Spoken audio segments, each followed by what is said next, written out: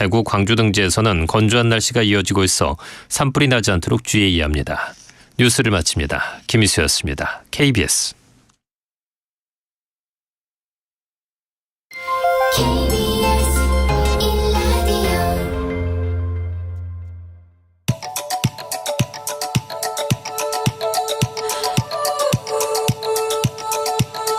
김성환의 시사야.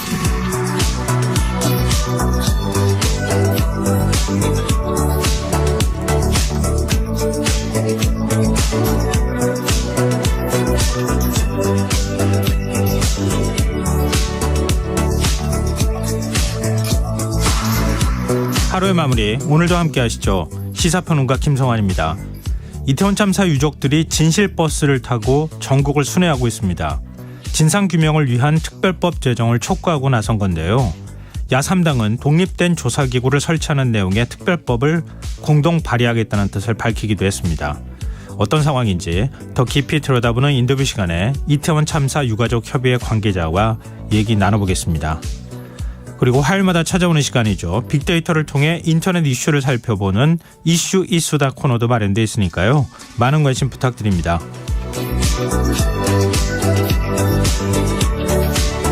김성환의 시사에는 청취자 여러분들의 관심과 참여 기다립니다.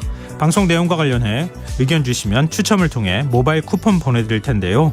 참여하실 번호는 샵 9730이고요. 짧은 문자는 50원, 긴 문자는 100원의 이용료가 부과됩니다. 시사회를 비롯해 KBS 1라디오의 모든 프로그램들은 유튜브를 통해서도 함께 하실 수 있는데요. 실시간 시청은 물론 다양한 분야를 아우르는 명품 콘텐츠들도 마련되어 있으니까요. KBS 1라디오 채널 구독과 좋아요, 댓글 참여 많이 부탁드리겠습니다.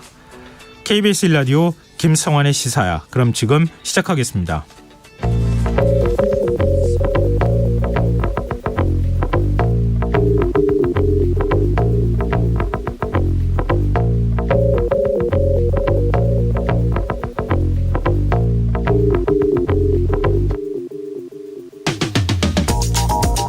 주 69시간제라고 불리는 정부의 노동시간 개편안이 논란인 가운데 과로사 유가족들이 목소리를 냈습니다.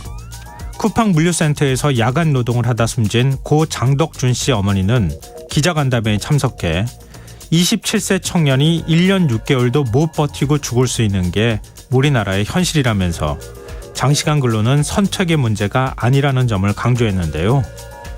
고 장덕준 씨는 태권도 4단에 술과 담배도 전혀 하지 않던 건장한 청년이었지만 사망하기 전 주 62시간의 고강도 노동에 시달린 것으로 알려졌습니다. 장시간 근로가 우려된다는 기자의 질문에 MZ세대들은 부회장 나와라, 회장 나와라 할 정도로 권리의식이 굉장히 뛰어나다고 했던 이정식 고용노동부 장관의 말이 정말 현실성이 있는지 되묻지 않을 수 없는데요. 청취자 여러분이 보시기에는 어떻습니까? 정부는 근로시간 개편안을 추진하면서 청년층과의 소통을 강조하고 있죠. 이정식 장관은 오늘도 정재계 인사들과 만난 자리에서 청년 세대의 눈높이에서 일하는 방식과 기업 문화를 개혁하는 데 노력해달라 이런 이야기를 했다고 하는데요. 근로시간 개편이 정말 청년층만의 문제인 걸까요? 지금 우리가 주목해야 할 점은 건강한 청년조차 버틸 수 없었던 장시간 노동, 근로자 대부분이 마주하게 될 보편적 노동 환경을 개선하는 일이 아닐런지요.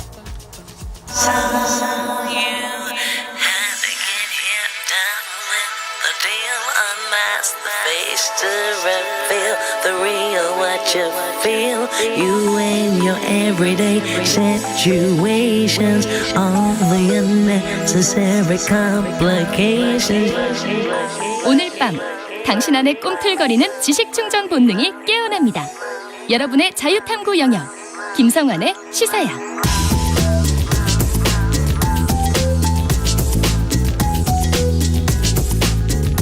오늘 놓쳤던 뉴스 꼼꼼히 정리해드리는 뉴스야 시간입니다. 오늘은 곽재훈 홈프레션 기자와 나와 계십니다. 안녕하세요. 네, 안녕하세요. 네. 예상대로 일본 정부가 오늘 초등학교 교과서 검정 결과를 발표했는데 가해 역사를 흐리는 내용이 대거 포함이 됐네요. 네, 일본 초등학생이 내년부터 사용할 사회교과서에서 일제강점기 조선인 징병에 관한 기술, 또 징용에 관한 기술이 강제성을 희석하는 방향으로 변경됐다는 사실이 확인됐습니다. 네. 또 우리 땅인 독도에 대해선 일본 고유의 영토, 한국이 불법 점거하고 있다. 이런 내용을 추가해서 영유권 주장에 관한 기술이 강화됐는데요. 이 독도가 일본 고유 영토이며 한국이 불법 점거하고 있다는 억지 주장은 초등학교 4, 5, 6학년 이 사회과 교과서 9종과 지도 2종 등 총 11종의 교과서에서 모두 독도를 일본 영토 다케시마로 표현한 내용이 들어갔습니다. 그간 일부 초등학교 교과서에서는 독도를 일본 영토 또는 일본 고유 영토로 혼재 사용했는데 이번에는 일본 고유 영토로 이 모든 교과서에서 기술이 통일된 것이 특징이라고 할 수 있습니다. 네. 또 한 교과서에는 한일 강제병합과 관련해서 식민지가 된 조선학교에선 일본어 교육이 시작되는 한편 조선 역사를 가르치지 않아 이 조선인들의 자긍심이 깊이 상처받았다. 기존에 이런 기술이 있는 부분을 삭제하고 일본어 교육이 시작되고 조선 문화와 역사를 가르치는 것은 엄격히 제한됐다. 이렇게 기술을 변경을 했습니다. 네. 또 당시 이제 한반도 침략의 계기가 된 러일 전쟁에 대해서 일본의 승리가 그 구미의 지배를 받던 아시아 국가에 용기를 줬다. 이런 아전인수식의 기술을 넣기도 했고요. 네. 또 조선인 징병에 대해서는 강제성을 희석하는 내용으로 기존의 남성을 일본 병사로 징병했다. 즉 조선인 남성을 일본 병사로 징병했다. 이런 취지의 기술에 대해서 남성을 일본군 병사로 참여하게 됐다. 이렇게 표현을 바꿨습니다. 지금 뭐 징병까지 말씀해 주셨는데 강제 동원에 대해서는 어떻게 표현하고 있습니까? 네, 강제동원, 일본식 표현으로 이제 징용 노동자에 대해서는 강제성 관련 표현이 다소 후퇴했는데요. 한 교과서는 강제징용 노동자들에 대해서 전쟁이 길어지면서 이 기존에는 이제 조선인과 중국인이 강제적으로 동원돼 심한 조건 아래서 힘든 노동을 해야 했다. 이제 요렇게 기술을 했는데 여기에 대해서 이제 강제 또는 동원이란 단어를 많이 뺐고요. 또 뭐 국내에 부족한 노동력을 보충하기 위해 일본의 공장과 광산 등에서 많은 조선과 중국 사람에게 노역을 시켰다. 뭐 요 정도로만 썼습니다. 또 한 출판사에서는 기존에 들어가 있던 이 간토 대지진 때 조선인 학살 사건에 대한 기술, 관동 대지진이라고 보통 부르는 거죠. 예, 관동 대지진 조선인 학살 사건에 대한 기술을 빼기도 했고요. 또 조선 시대에서 임진왜란과 관련해서도 기존에 있었던 많은 조선인이 희생됐다라는 표현을 빼고 오히려 조선에서 전쟁이 잘 진행되지 않아 큰 피해가 났다. 이렇게 일본군의 피해와 관련된 기술을 추가했습니다. 우리 정부는 깊은 유감 표명하고 주한 일본 대사 대리를 초치했다고요? 네, 정부는 오늘 외교부 대변인 성명에서 일본 정부가 지난 수십 년 동안 이어온 무리한 주장을 그대로 답습한 초등학교 교과서를 검정 통과시킨 데 대해 깊은 유감을 표명한다고 밝히고 특히 이 명백한 우리 고유의 영토 이 독도에 대한 부당한 주장이 담긴 교과서를 또다시 검정 통과시킨 데 대해 강력히 항의하며 독도에 대한 일본의 어떤 주장도 수용할 수 없음을 분명히 밝힌다고 강조했습니다. 네. 또 조현동 외교부 1차관은 오늘 오후 이 종로부 외교부 청사로 주한 일본 대사관 대사 대리 구마가이 나오키 총괄공사를 초치해 항의했는데요. 현재 아이보시 고이치 주한 대사가 본국으로 일시 귀국한 상태여서 이 총괄공사를 대사 대리 자격으로 초치를 했습니다. 외교부 당국자는 오늘 기자들과 만나서 우리 정부가 강제징용 해법을 내놓은 것은 한일 관계를 보다 미래지향적으로 발전시키기 위한 것이라면서 반면 독도, 교과서, 위안부 문제 등 한일 주요 현안이 다 해결되지 않은 것도 마찬가지라고 말했습니다. 네. 이어 일본 측과 외교 채널을 통해 계속 소통하고 있고 교과서 문제가 발생하면 외교 채널을 통해 항의와 유감을 표명하고 시정을 요구하는 외교적 노력을 계속할 것이라고 밝혔습니다. 외교부 당국자의 말이 좀 이해가 안 되네요. 우리가 하는 건 미래지향적으로 발전시키기 위한 것이고 일본은 그러면 어떻게 하고 있다는 얘기인지 모르겠네요. 그러니까 뭐 일본에 대해서 비판하는 취지긴 한데요. 사실 뭐 이런 내용 어떤 교과서 문제나 이제 독도 뭐 위안부 문제 등 한일 간의 이 과거사와 관련 현안들이 많이 남아 있는데 사실 여기에 대해서 어떻게 해결하겠다 내지는 이제 일본의 어떤 소위 말하는 성의 있는 조치 같은 것이 뭐 전혀 뭐 약속조차 되지 않은 상태에서 이제 우리가 일방적으로 한일 관계 개선을 위해서 이제 노력한다는 것이 좀 공허하지 않았나 뭐 그런 지적이 예상이 됩니다. 우린 미래로 가는데 일본은 과거로 가고 있다는 생각도 드는데요. 저 정치권 반응도 좀 살펴보죠. 야당에서는 정부의 대일 외교를 비판하는 목소리를 내고 있어요. 네, 야당 지도부들이 뭐 일제히 나서서 비판을 했는데요. 이재명 더불어민주당 대표는 오늘 경남 창녕에서 진행한 이 보궐선거 유세에서 상대방은 독도 얘기를 했는데 이쪽은 강간무소식이라면서 독도가 일본 땅이다. 교과서에 독도를 싣겠다고 하면 무슨 소리냐 하며 박차고 나와야 하는 것이 대한민국 대통령 아니냐. 윤 대통령을 이렇게 직격했습니다. 그러면서 강력하게 항의해야 한다. 역사에 묵인하더라고 기록돼서는 안 된다고 촉구했습니다. 있습니다. 박홍근 민주당 원내대표도 윤석열 대통령이 피해 당사자와 다수국민 반대를 무릅써가며 독단과 오만으로 강행한 강제동원 제3자 배상 구료관의 대가가 바로 이것이냐 하면서 오므라이스 소맥 환담의 대가가 강제동원 부정, 독도 주권에 대한 야욕에 대해 눈 감아주는 것이었냐고 비난했습니다. 그러면서 퍼주기 구령예고에 나설 때부터 예상했지만 이토록 치욕스러울지 몰랐다면서 윤 대통령이 대한민국 국민을 저버린 채 일본에 일방적으로 면죄부를 준 결과라고 주장했습니다. 국민의힘은 한일 정상회담의 결과라고 생각하지 않는다 이런 입장을 밝혔다고요. 네, 국민의힘도 강민국 수석대변인 논평을 통해 그 일본 정부가 지난 수십 년 동안 이어온 무리한 주장을 그대로 답습한 초등학교 교과서를 통과시킨 데 대해 강력히 유감을 표한다 이런 입장을 밝혔는데요. 네. 주호영 국민의힘 원내대표는 오늘 기자들과 만난 자리에서 일본 교과서 검정이 한일 정상회담의 여파라는 비판이 나온다 이런 지적에 대해 한일 정상회담 결과라고 생각하지 않는다. 일본이 옛날부터 갖고 있던 이 군국주의적 사고의 틀에서 못 벗어난 또 국제적 흐름이나 국제 우호친선을 따라가지 못하는 일본의 문제다라면서 늘 그런 식으로 왔고 일본의 잘못이지 한일회담과는 인과관계가 전혀 없는 사안이라고 주장했습니다. 강제동원 문제도 일본의 잘못 아닙니까? 네, 그렇죠. 알겠습니다. 다음 뉴스로 넘어가 보겠습니다. 북한이 오늘 전술 핵탄두 사진을 공개했다고 하는데요. 이거 어떤 의도로 해석해야 됩니까? 네, 북한의 의도와 관련해서는 지금 한미 간 진행 중인 연합훈련, 특히 이제 미국의 전략 무기인 핵추진 항공모함 니미츠함이 오늘 부산 작전기지에 입항한 것에 대해서 이제 북한이 이에 대해서 자신들의 핵 능력을 과시한 거 아니냐 이런 해석이 나오고 있는데요. 네. 오늘 아침 그 북한 관영 조선중앙통신을 통해 공개된 이제 북한 동향을 보면 김정은 북한 국무위원장이 핵무기 연구소와 원자력 부문에서 핵무기 보유량을 기하급수적으로 늘릴 때 대한 당중앙의 구상을 철저히 관철하라 이렇게 지시를 했다고 합니다. 그러면서 특히 전술 핵탄두, 이 북한의 화산 30일이라는 전술 핵탄두 사진을 전격 공개하기도 했는데요. 네. 이 북한은 이제 김 위원장이 핵무기 연구소가 개발한 전술 핵탄두를 시찰하는 장면이 담긴 사진을 오늘 조선중앙통신을 통해 여러 장 공개했는데 사진을 보면 이제 뒤에 어떤 전시실 같은 공간에 거의 10개 정도의 이 핵탄두가 전시된 것이 지금 사진에 이제 김 위원장 뒤쪽 배경으로 이렇게 보이고 있습니다. 처음으로 공개하는 거잖아요. 예, 그렇습니다. 예. 전술 핵탄두까지 우리는 다 준비가 돼 있다. 이렇게 지금 위협을 하고 있는 것이나 다름이 없는데 윤석열 대통령은 굉장히 강력한 대북 메시지를 내놨어요.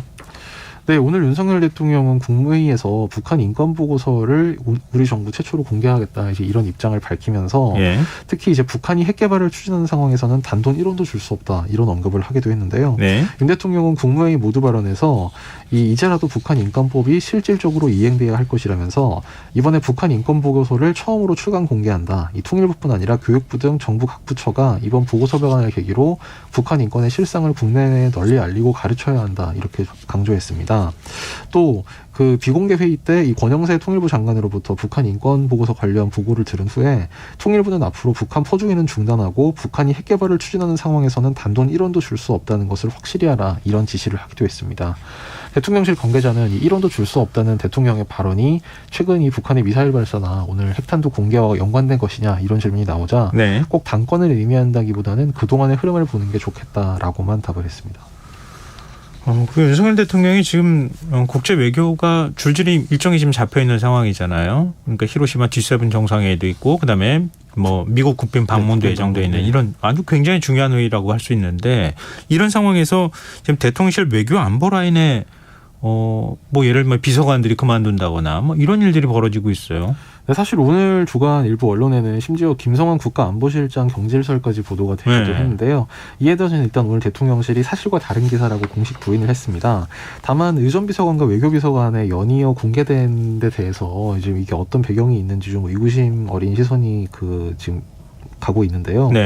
좀 국가안보실장 거취 문제까지 거론된 것과 이제 연결지어서 국빈방미 조율 과정에서 뭔가 매끄럽지 못한 부분이 있었던 게 아니냐 이런 해석도 나오고 있습니다. 일정을 두고 무슨 선임행정관하고 다퉜다더라, 했다더라 이런 얘기들이 계속 나오고 있는 중이잖아요. 네네. 사실 이제 지난 10일 김일범 의전비서관에 이어서 그러니까 10일은 이제 윤석열 대통령의 일본 방문 딱 거의 일주일 전이죠.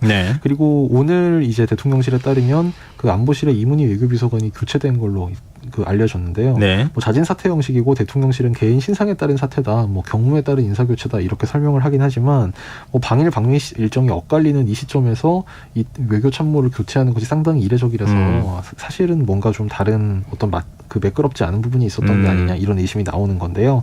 대통령실 안팎에서는 이제 미국 측이 방미를 계기로 한류 스타 관련 프로그램을 제안했는데 이게 대통령실에 제대로 전달되지 않았고 이제 그것 때문에 진행에 차질을 빚을 뻔했던 것과 관련해서 이 사태에 책임을 지고 어떤 인사 교체가 있었던 것이 아니냐 뭐 이런 해석도 나오고 있습니다.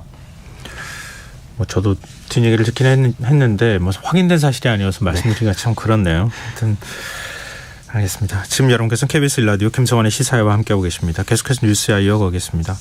윤석열 대통령이 오늘 국무회의에서 모든 정책을 MZ세대, 청년의 관점에서 볼 필요가 있다. 이런 입장을 밝혔어요. 네, 윤 대통령은 오늘 국무회의 마무리 발언에서 우리 당이 작년부터 집권 여당이 되긴 했지만 당정협의가 이루어지지 못했다면서 당정협의 중요성을 강조한 한편 모든 정책을 MZ, 청년 관점에서 볼 필요가 있다. 이들이 그 세대뿐 아니라 모든 세대의 여론을 주도한다. 이렇게 말을 했습니다. 또 여론 수렴 과정에서 특정 방향을 정해놓고 밀어붙이면 오히려 역풍을 맞을 것이라면서 당정이 몇 가지 안을 놓고 제로 베이스에서 논의를 시작해야지 답정너식으로 하면 곤란하다. 이렇게 지적하기도 했습니다. 국민의힘 김기현 대표는 대학을 찾아가서 1,000원의 아침밥을 먹었어요. 네, 김기현 국민의힘 대표는 오늘 그 아침 시간에 이제 서울 경희대를 찾아서 학생들과 1,000원 아침밥을 함께 했는데요. 지난 21일 긴급 생계비 소액대출 사업 점검을 위해서 서민금융통합지원센터를 찾은 데 이어서 두 번째 민생행보입니다. 특히 이제 대학가를 찾은 데 대해서는 최근 당에 대한 청년층 지지율이 하락세에 있는 현실을 고려해서 이 청년들과 접점을 넓히려는 시도다 이런 풀이가 나왔습니다. 뭐 청년 세대만 있는 건 아닐 텐데 왜 이렇게 청년 세대에 집중하고 있는 거예요? 최근 여론조사 동향과 좀 무관하지 않다 이런 해석이 나오는데요. 네. 최근 청년 지지층 이탈 현상이 좀 두드러지면서 내년 총선을 앞두고 지금 여당에서 위기감을 느끼는 게 아니냐 뭐 이런 풀이입니다.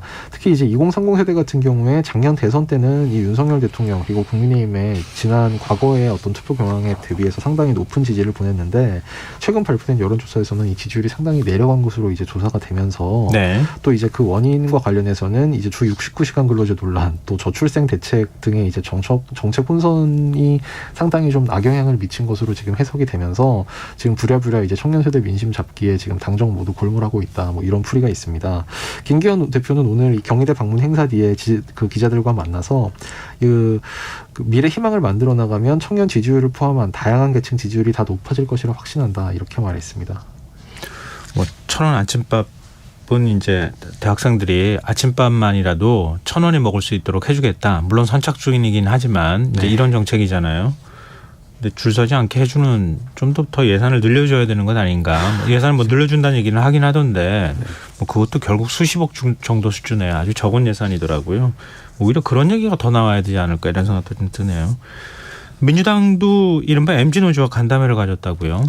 네, 이른바 MZ노조로 불리는 새로 고침 노동조합의회와 민주당이 그 이른바 주 69시간제 이 정부 안에 대해서 절대 수용할 수 없다 이런 입장을 재강조를 했습니다. 네.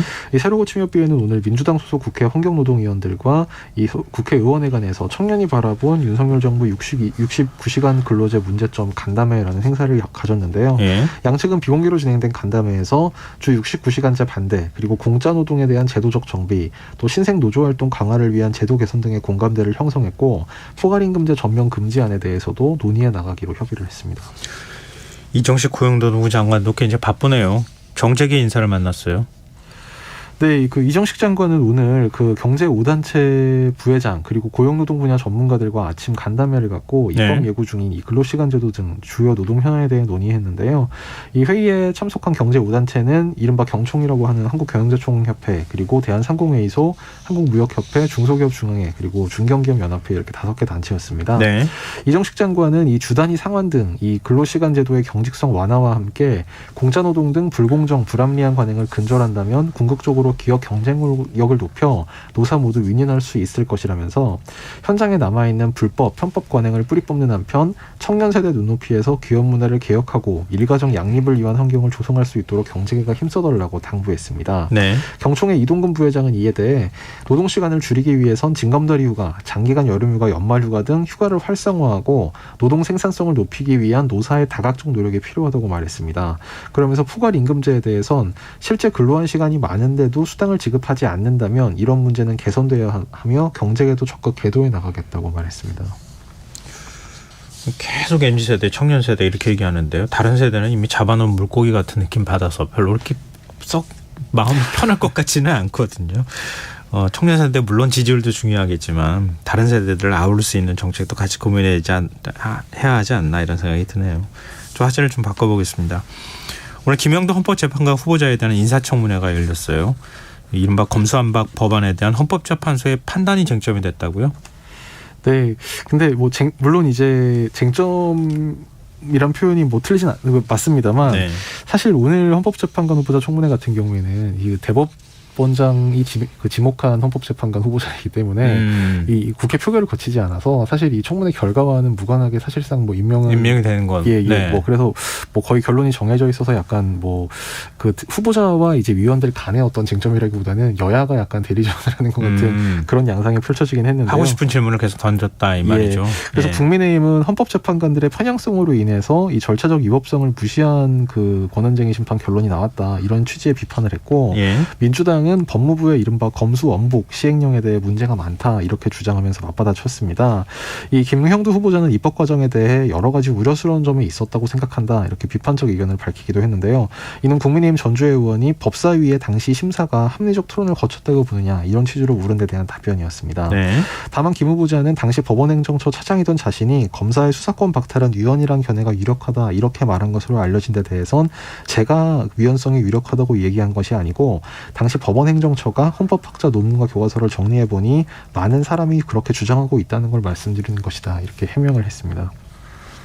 그 밖에 또 어떤 얘기 나왔습니까?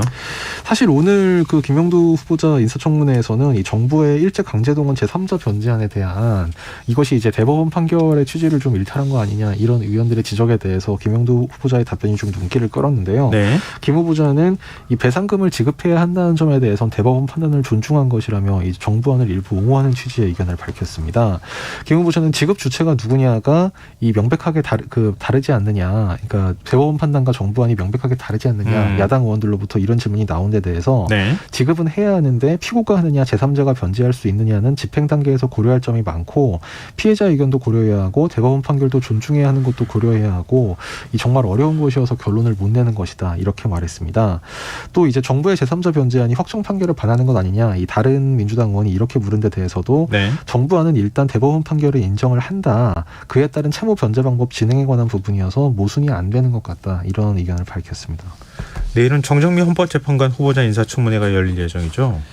네, 뭐 예상되는 쟁점은 사실 비슷한데요. 아까 말씀하신 것처럼 이른바 검수완박 법안에 대해서 최근에 이제 헌재 권한쟁의 심판 결론이 났기 때문에 이제 그 부분에 대한 이제 후보자의 의견을 묻는 질문 뭐 이런 게 나올 것 같고요. 그리고 뭐 오늘 나온 것처럼 뭐 그 일제 강제동원 그 대법원 판결에 대해서 뭐 그 지금 정부안과 이것이 뭐 맞는 것이냐 뭐 이런 취지의 뭐 얘기도 나올 것 같습니다. 뭐 이번에 권한쟁의 심판을 계기로 해서 헌법재판소를 뭐 정치재판소다 뭐 이렇게까지 뭐 비난하는 일들이 벌어지고는 있지만 그래도 최고재판부 아니겠습니까 대한민국에? 그렇죠. 특히 헌재 같은 경우에는 정치적 사안 또 사회적인 갈등이 큰 사안에 대해서 이제 최후의 조정자 역할을 하기 때문에 뭐 정치권에서 이렇게 헌재의 권위에 대해서 좀 부정하는 것 같은 이런 발언이 나오는 것은 뭐 법조계뿐만 아니라 사회 전체적으로 상당히 우려의 목소리가 높은 것 같습니다. 앞으로도 이제 헌법재판관 후보자들 계속 바뀔 예정이잖아요. 대법관들도 계속 지금 바뀌어나갈 예정이고 그 지형이 어떻게 바뀌어나가는지는 나중에 한번 저희가 정리해서 말씀을 좀 드리도록 하겠습니다. 마지막 뉴스로 가보겠습니다. 오늘 새벽에 미국에서 입국한 전직 대통령 전두환 씨 손자 전우원 씨가 마약류 투약 혐의로 체포가 됐어요. 네, 가족을 둘러싼 각종 의혹과 자신의 마약 투약에 대해 폭로성 발언을 해온 전두환 전 대통령의 손자 전우원 씨가 오늘 입국 직후에 체포됐습니다. 서울경찰청 마약범죄수사대는 오늘 오전 6시 인천국제공항으로 입국한 전 씨의 신병을 확보해 서울청 마포청사로 압송했습니다. 전 씨는 체포된 직후 언론 인터뷰에서 마음을 다치신 분들에게 사죄할 수 있는 기회가 있어 축복받은 것 같다. 또 태어나서 죄송하다 이런 심경을 밝혔는데요. 또 저 같은 죄인이 한국에 와서 사죄할 기회를 주셔서 국민 여러분께 감사드리고 민폐를 끼쳐 죄송하다. 또 수사받고 나와 5.18 단체와 유가족 피해자들께 사과하겠다 이런 입장을 밝혔습니다. 5.18 재단이 입장을 냈죠. 이거는 이제 전 씨가 한국행 비행기를 타기 전에 이제 5.18 기념재단 측에 사죄의 뜻을 밝히고 도움을 요청하는 내용의 뭐 SNS 메시지를 보낸 걸로 알려졌는데요. 여기에 대해서 5.18 기념재단은 사죄를 위해 광주에 온다면 도움을 줄 수 있다. 이제 이런 입장을 전한 것으로 알려졌습니다. 네, 알겠습니다. 만약에 조사받고 풀려나겠죠? 뭐 곧바로 구속영장이 뭐 청구되거나 그렇지는 않겠죠? 그거는 이제 수사 결과를 좀 봐야 될 것 같습니다. 사실 뭐 마약 같은 경우에는 뭐 지금 국내에 뭐 주거가 확실하거나 지금 이런 상태인지 어떤지도 좀 봐야 될 것 같고요. 네, 알겠습니다. 그거에 따라서 또 뭐 어떤 이후의 행보가 또 달라질 수 있기 때문에 좀 지켜보도록 하죠. 오늘 뉴스야 여기까지 하겠습니다. 지금까지 곽지훈 프레시안 기자였습니다. 고맙습니다. 감사합니다.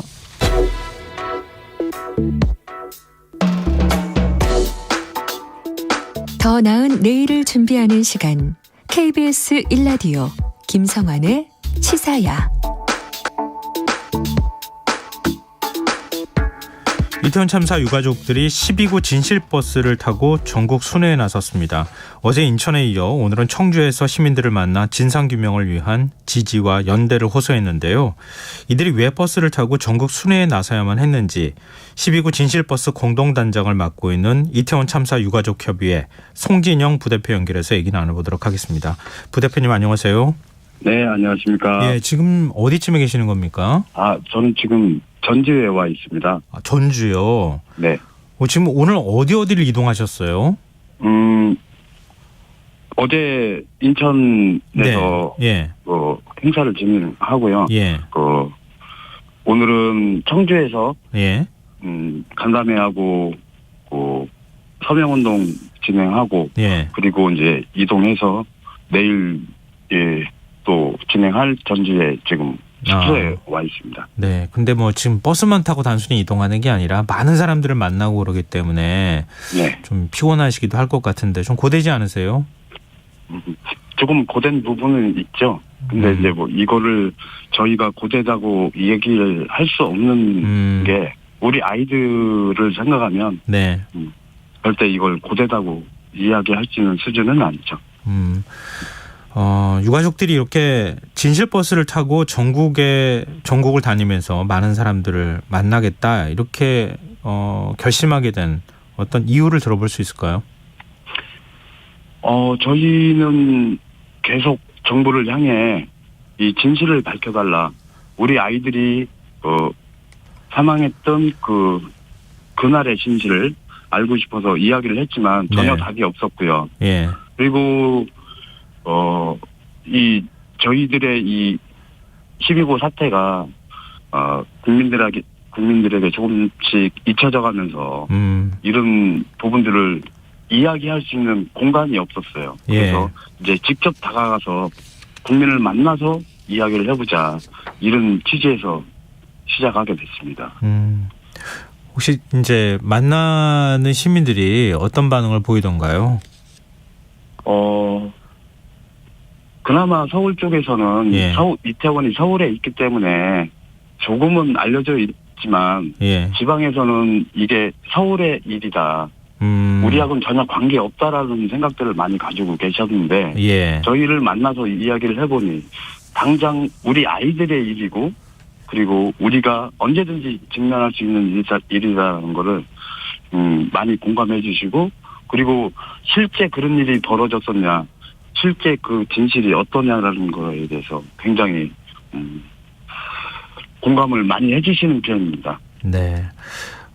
지금 이제 진상규명을 위한 특별법 제정을 요구해 오셨잖아요. 네네. 민주당이 이태원 참사 진상규명을 위한 특별법 제정과 관련해서 구체적인 계획을 내놨더라고요. 네네. 유가정 측에서는 이 민주당의 그 어떤 계획에 대해서 어떻게 평가하십니까? 저희는 야3당에 위한 이런 법안을 국회 간담회를 통해서 시민대책위와 함께 많이 의견을 나누었고 그 뒤에 우리 유가족 협의회의 뜻이 최대한 많이 반영될 수 있게 해달라고 했었고요. 거기에 따라서 만들어졌을 거라고 생각합니다. 그리고 그 어느 것보다 지금 이게 조급하게 신속히 처리되기를 저희는 바랄 뿐입니다. 유가족들이 이 대통령실 앞에서 대통령을 만나러 가겠다 이렇게 얘기를 한 적도 있었잖아요. 네네. 기자회견도 한 적이 있는 것으로 제가 알고 있는데 혹시 그 이후에 여러 차례 저희가 대통령실 앞에서 이야기를 했고 거기서 많은 분들과 답을 기다리고 하는 과정이 있었는데요. 전혀 저희는 대통령실에서 아무 대답도 듣지 못했고요. 그리고 그 대답을 원하는 이 행동은 저희는 계속 답을 들을 때까지 해나갈 생각입니다.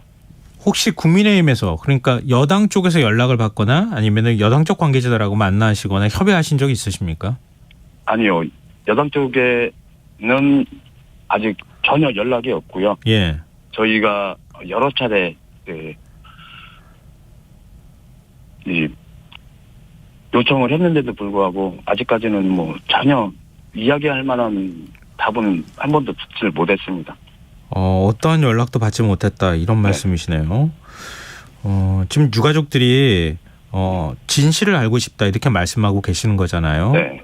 근데 지금 이제 그 진실 버스를 타고 전국에 계시는 분들을 만나실 때도 그건 서울의 일 아니냐 이렇게 또 약간 무관심했던 측면도 있었다 이렇게 말씀을 해주셨는데 어떤 진실을 알고 싶으신 겁니까? 저희 아이들이 왜 거기에서 돌아오질 못했나? 왜 우리 아이들이 네. 죄송합니다.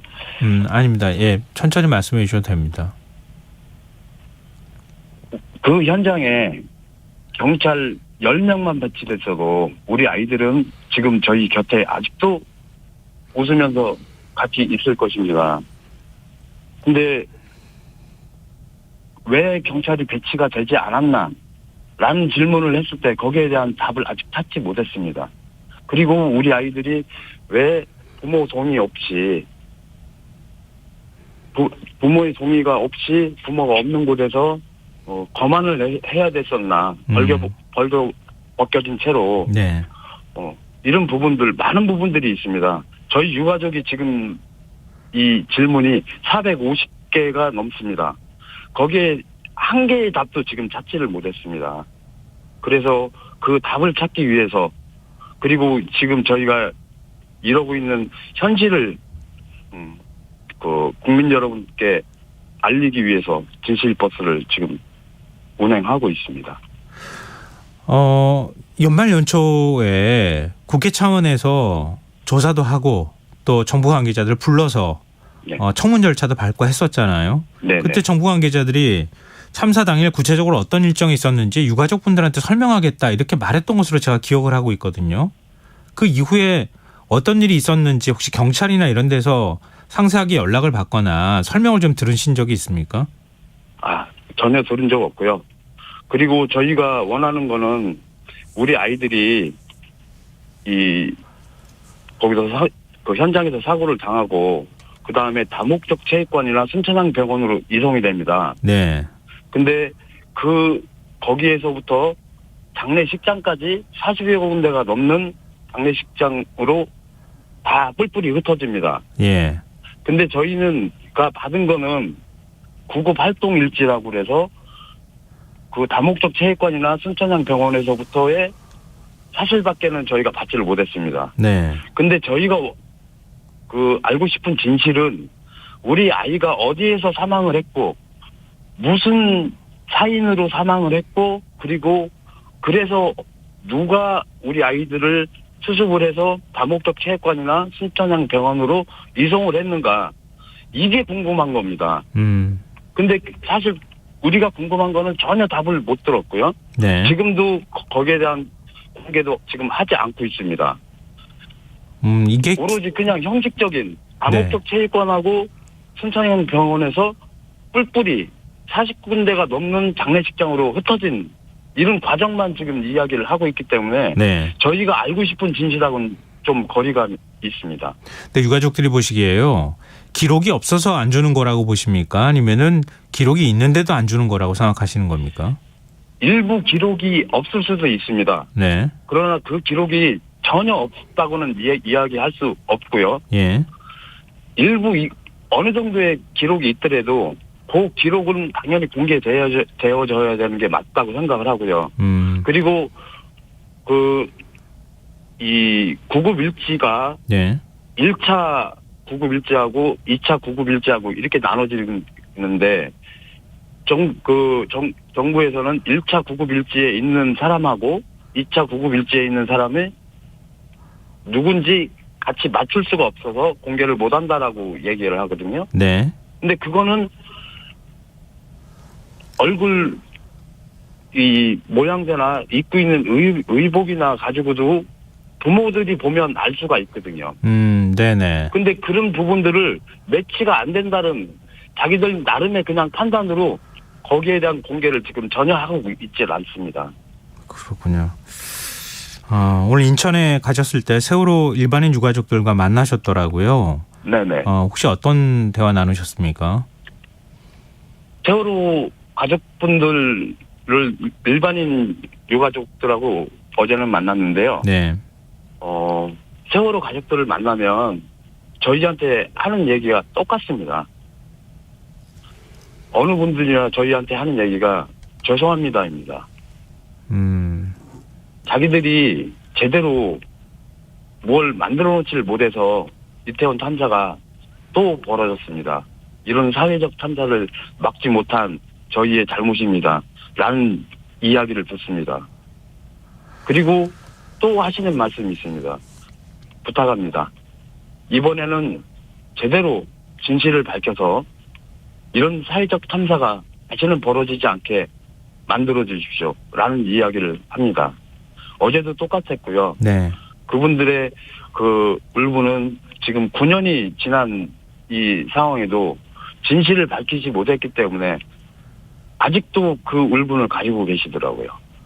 저희는 그래서 이 진실을 꼭 밝혀야 되겠다.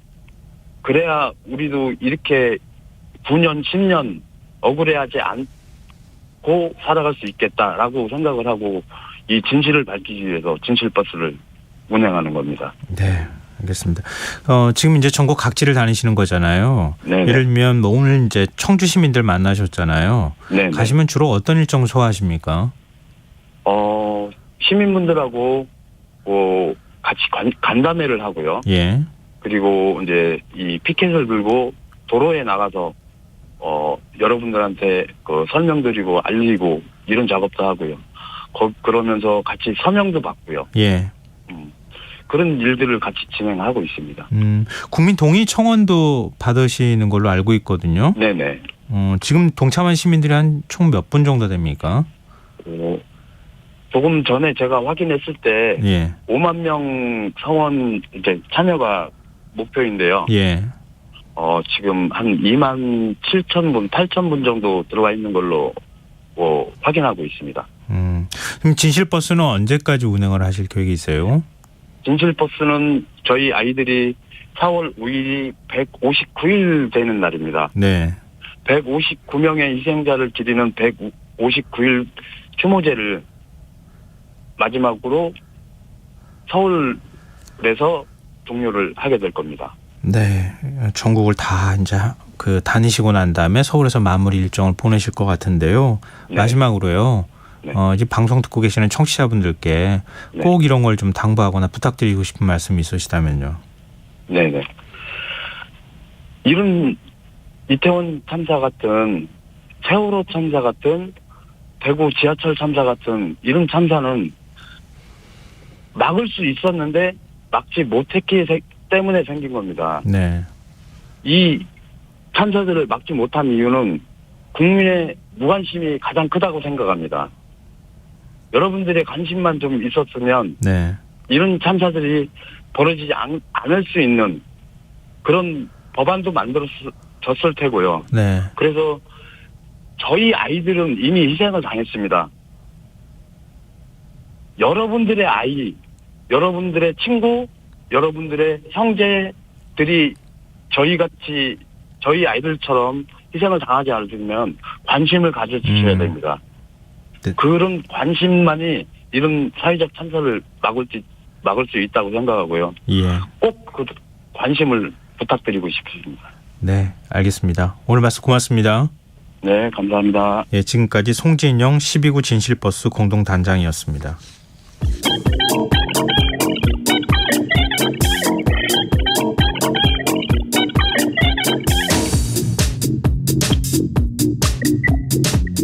인터넷에서 화제가 되고 있는 이슈 살펴보는 시간입니다. 이슈 이수다. 빅데이터를 읽어주는 남자죠. 김덕진 미래사회 IT연구소 소장 스튜디오에 나와 계십니다. 안녕하세요. 네, 안녕하세요. 반갑습니다. 김덕진입니다. 네, 이번 한 주간은 또 어떤 이슈를 뽑아오셨습니까? 네, 1위 분야 스포츠 분야고요. 특히 한 주간 동안 참 여러 가지 스포츠 이슈가 있었던 것 같습니다.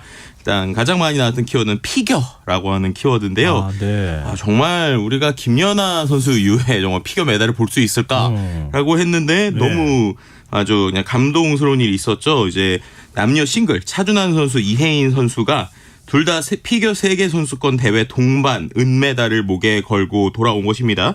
지난 26일 일본에서 있었던 국제 빙상연맹 경기연맹 피겨 선수권 대회에서 나란히 은메달을 목에 건 것이고요. 이전까지 한국 피겨가 이 대회에서 은메달을 획득한 것은 딱 김연아 선수뿐이었죠. 근데 김연아 선수가 2013년 캐나다에서 열렸었던 세계 선수권의 금메달 딴 이후에 10년 만에 나온 메달이라고 볼 수 있을 것 같습니다. 정말 이런 선수들의 성장을 보면서 우리가 다음 올림픽에 대한 희망을 좀 한층 키웠고요. 특히나 이제 여자 선수뿐만 아니라 남자 선수 차준환 선수의 이 개인 최고점 296.03점을 받아가지고 2위를 차지해서 은메달을 걸게 됐는데요. 어떻게 보면은 이 두 선수의 성장이 정말 우리나라 한국 피겨가 향후에도 정말 멋지게 성장할 수 있을 것이다라는 기대감을 좀 줬던 것 같습니다. 그리고 이제 그 다음으로 나왔었던 키워드 축구 분야에서 나왔고요. 방금 너무 축구 끝났지만 이제 선임이라는 키워드가 나왔어요. 이게 뭐냐? 오늘도 이제 활약했던 손흥민 선수가 이제 소속되어 있는 토트넘에 대한 이야기입니다. 안토니오 콘테 감독과 이제 결별을 하게 됐는데 이제 토트넘 호스퍼의 후임 감독 후보가 3명으로 압축됐다고 해요. 이제 이 3명에 있는 감독들, 예를 들면은 율리안 나겔스만 전 바이에른 뮌헨 감독, 그 다음에 마우리시오 포체티노 전 토트넘의 감독, 그리고 파레 이제 루이스 엔리케라는 스페인 감독인데 3명 모두 지금 소속팀은 없고요. 근데 역시 이제 많은 사람들이 기대하는 것은 지난 이제 토트넘 감독이었던 포체티노가 만약에 돌아오게 된다면 그럼 손흥민 선수 다시 한번 또 포텐 터지면서 같이 조합 맞추는 것이 아니냐라는 관심들이 있는 상황으로 볼 수 있을 것 같습니다. 어쨌든 이렇게 지금 유럽 축구 시장이 또 이 감독들이 또 대거 이동할 것으로 보이면서 또 향후의 방향성에 대한 기대감들 축구 팬들에게는 좀 많이 관심 갖게 되는 분야인 것 같습니다. 네. 스포츠 분야에 또 키워드가 있어요? 네, 맞습니다. 이거 참 흥미로운 키워드인데요. 야구 분야인데 로봇이라고 하는 키워드예요. 야구인데 왜 로봇이요? 네, 이게 이제 우리가 이제 대한야구 소프트볼 협회에서요. 아마추어 야구죠. 그 전국 고교 야구 대회가 있는데 그 대회에서 로봇 심판이 도입되는 것이 이제 이슈가 되고 있는 것입니다. 네, 이제 28일 오후 2시에 이제 자동 볼 스트라이크 판정 시스템, 그러니까 로봇 심판을 이제 전국 고교 야구대에 도입하기 위한 시연회를 개최한 것인데요. 그리고 이제 어떻게 보면은 이제 스포츠 4대학이라고 보통 얘기하는 입시 비리 중에 하나를 사전에 차단할 수 있다. 뭐 불공정한 심판 판정으로 발생하는 갈등의 논란을 최소화할 수 있기를 바란다라는 이야기가 나오고 있는 것이고요. 이번에 이제 준비가 된 다음에 다음 달 3일부터 목동 야구장에서 열리는 2023 신세계 이마트배 전국 고교 야구대 16강전부터 공식 도입될 예정이라고 합니다. 입시 비리 때문에 로봇을 도입해요? 그러니까 지금 씁쓸하네요. 그렇죠. 뉴스가 나오고 있는 게 좀 그런 것 같은데, 근데 어떻게 보면은 반대로 얘기하면 그만큼 이 심판의 재량이라고 하는 것들과 그리고 우리가 이런 규정이라고 하는 것 사이에서 계속적으로 논란이 되고 있는 분야라고도 볼 수 있을 것 같습니다. 네. 자, 2위 주제는 어떤 분야에서 나왔습니까? 네, 2위 주제는 사건 사고 분야고요. 키워드는 검거라는 키워드입니다. 이제 테라 루나 사태에 중점에 있었던 권도영 대표가 동유럽의 이제 몬테네그로에서 붙잡힌 것인데요. 근데 이제 또 KBS의 단독 취재 결과를 보니까 권도영 대표가 또 체포 직전에 전세기까지 동원해서 또 다른 나라로 도망치려 했었던 것이 확인된 것입니다. 11개월 동안 여러 국가 옮겨다니면서 도피 생활을 했었는데 이제 몬테네그로 포드리고차 공항에서 위조 여권을 사용해서 출국하려다가 체포된 것이고요. 근데 이 공항에 이 권 대표를 태우기 위한 전세기까지 대기하고 있었던 상황이라고 합니다. 그러니까 이게 어떻게 보면 이런 방법으로 계속 도피처 옮겨 다닌 것이 아니냐라는 얘기가 나오고 있고, 또 테라 사태와 관련돼서 전체 피해액이 50조 원이고 국내에만 28만 명이 피해 본 것으로 나오고 있거든요. 그러다 보니까 이제 서울 남부지검에서 이제 테라폼레스의 공동 창업자인 신현성 전 차이코퍼레이션 총괄 대표에 대해서도 4개월 만에 구속 영장을 재청구한 상황입니다.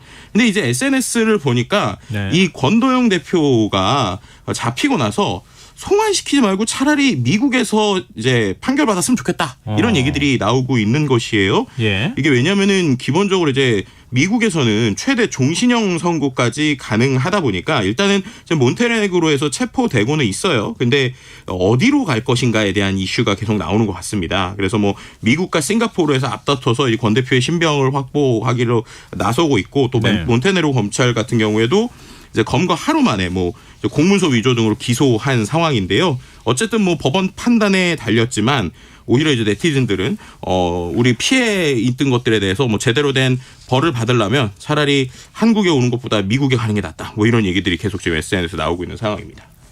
그동안 검찰이 수사했다고 하는데 네. 뭐 변변하게 기소했다고 하는 소식도 안 들리고 우리나라가 뭐 이런 범죄에 대해서 어떤 뭐 전례가 판결을 내린 전례도 없는 것 같고. 그렇죠. 이제 그러다 보니까 말씀해 주신 대로 우리나라만 10년형 정도밖에 안 닿을 것 같다라고 SNS에서 얘기되고 있고요. 그러니까 차라리 우리가 피해받은 것들에 대해서 제대로 미국 보내라 뭐 이런 얘기들도 좀 나오고 있는 상황인 것 같습니다. 그렇게 전세기 타고 다니려면 돈이 많아야 될 텐데. 그러니까요. 그런 다 어디서 나는지 그게 전 또 궁금하더라고요. 네.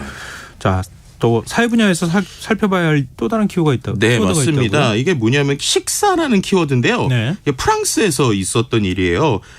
옆에서 불길이 치솟고 있는데 식사를 안 멈추고 있는 프랑스 시민들의 이제 SNS가 화제가 된 것입니다. 네. 이게 무슨 말이냐? 요즘에 쇼폼 등의 동영상 스트리밍 플랫폼에서 프랑스 시민들의 모습을 담은 영상이 있는데 한쪽에선 시위가 격화되고 있어서 테이블에 이제 옆쪽에서 불길이 치솟고 있는데 네. 한쪽에서는 야외에 있는 테이블에 앉아서 평화롭게 식사를 즐기는 시민들의 모습이 보였다는 거예요. 뭐 프랑스나 뭐 유럽 가면은 네. 보통 이제 카페나 뭐 레스토랑이나 이런 데 보면은 네. 바깥에 테이블이 있잖아요. 그렇죠.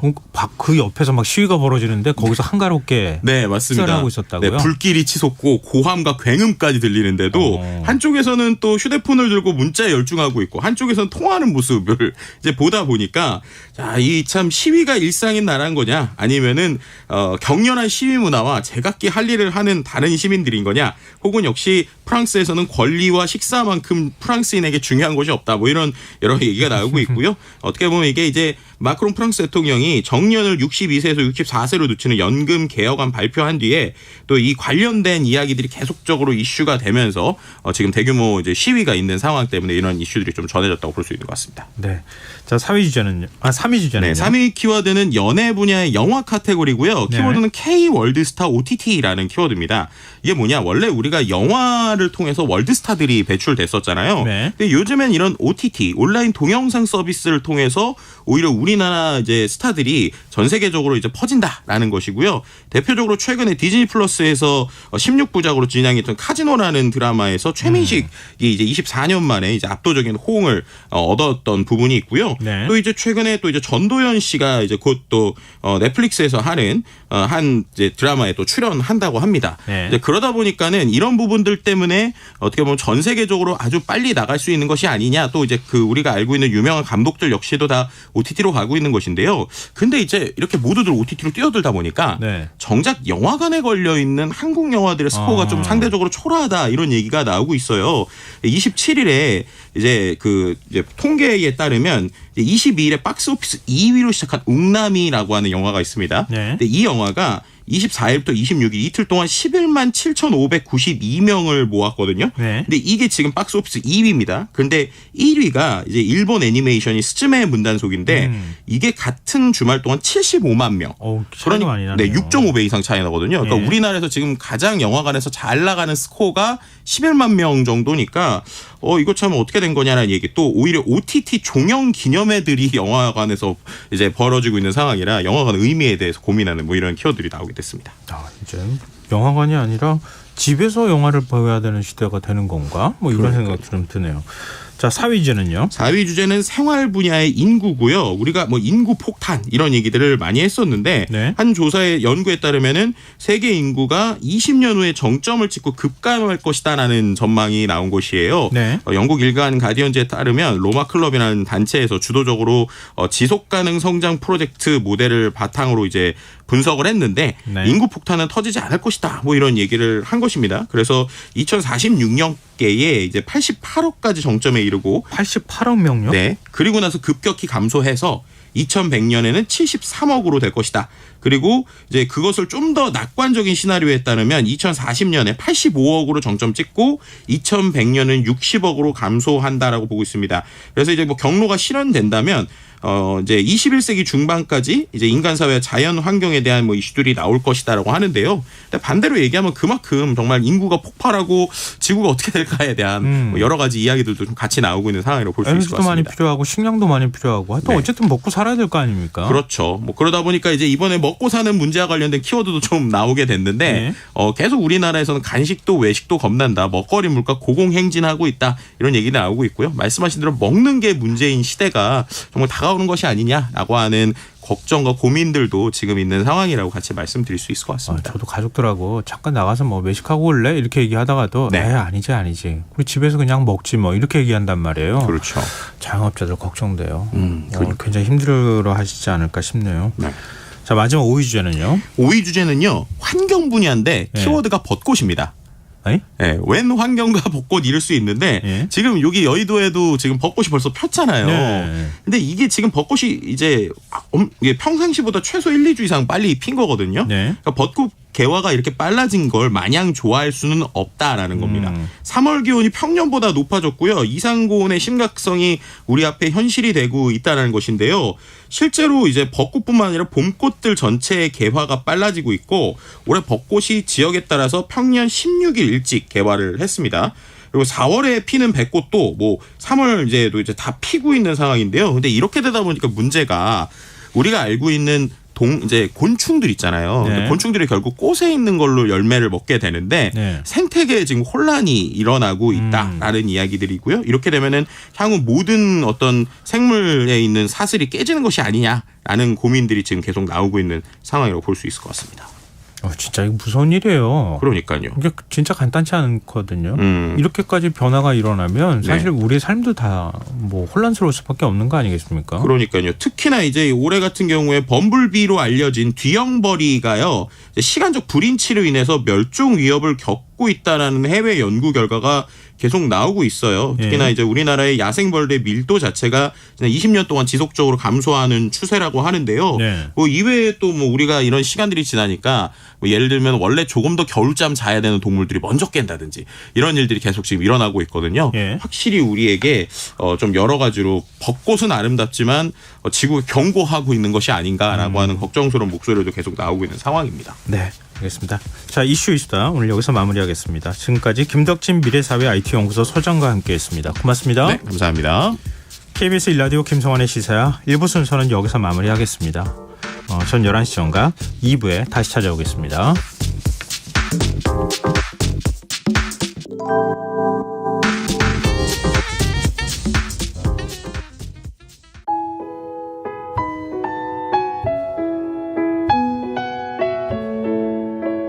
경제적인 어려움에 처한 위기 가정들이 늘고 있습니다.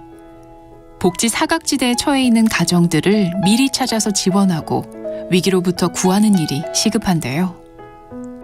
KBS 강태원 복지재단은 전국의 복지관과 연대해 복지 사각지대에 있는 위기 가정들을 찾아서 지원하는 운동을 시작합니다. 생활고로 인해 소중한 생명과 가정이 파탄나는 비극이 다시는 일어나지 않도록 이 일에 함께해 주십시오. 지역 복지 전문가로서 누구보다 위기 가정을 잘 찾아낼 수 있는 복지관과 관계자 여러분들의 많은 참여를 기다리고 있습니다. 지금 바로 KBS 강태원 복지재단 홈페이지에서 신청해 주세요. KBS 강태원 복지재단.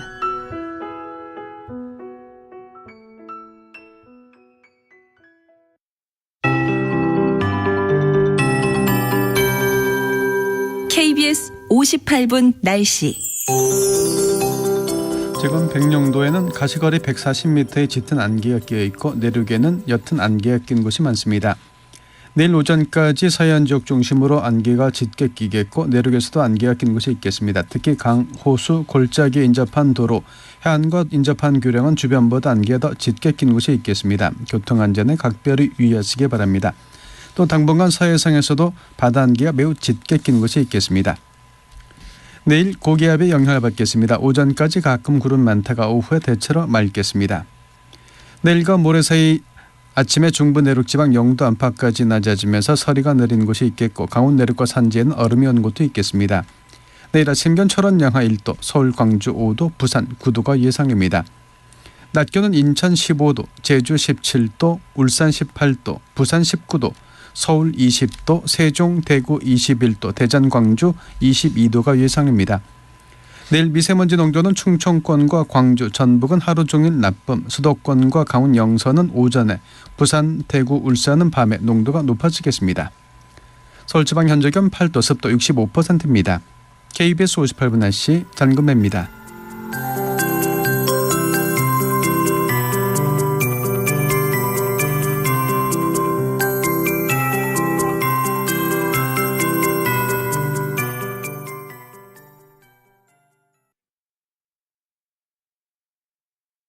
정성을 다하는 국민의 방송 KBS가 11시를 알려드립니다. AM 711kHz, FM 97.3MHz, KBS 1라디오입니다. HLKA.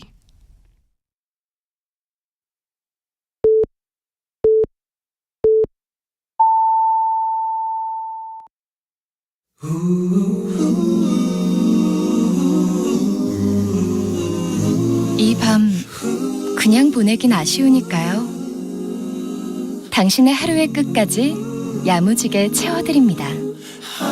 당신의 지식충전소 김성환의 시사야.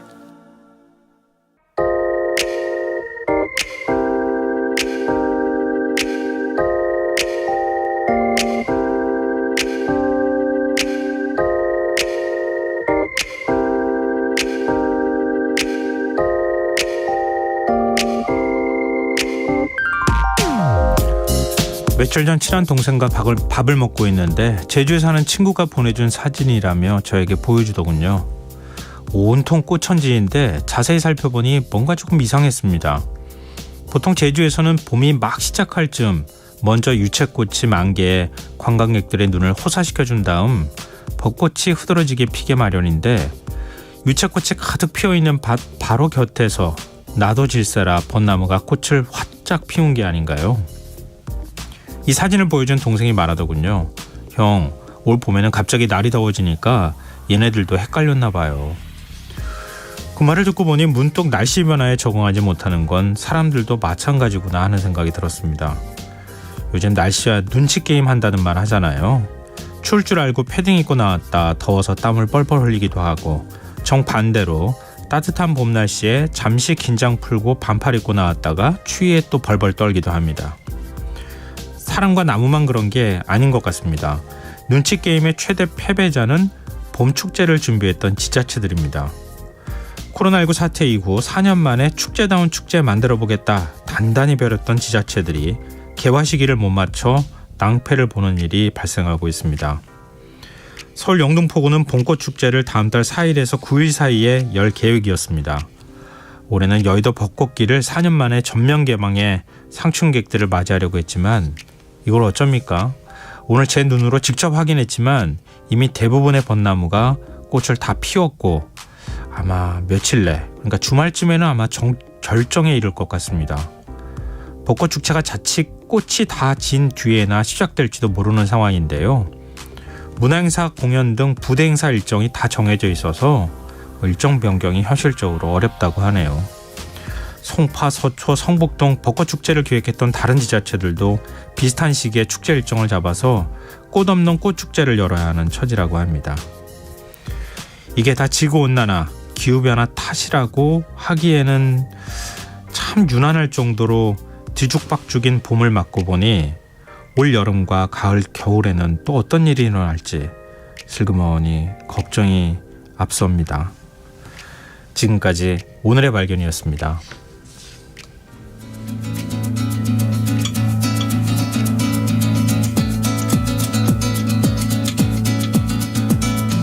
나는 잠이 와 오는 잠에 나를 내지고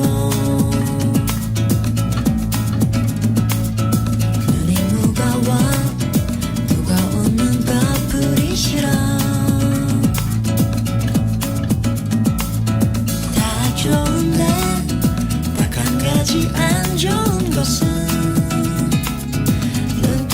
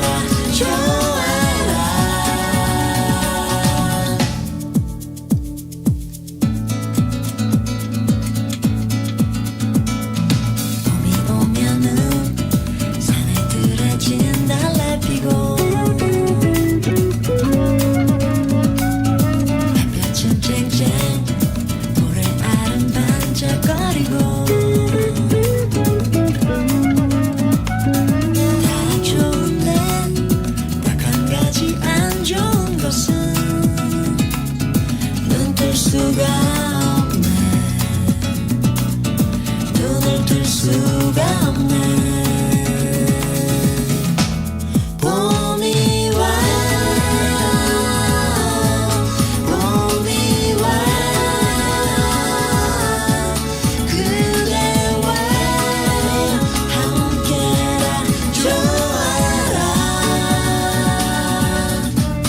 봄이 와 봄이 와 그대와 함께라 좋아라.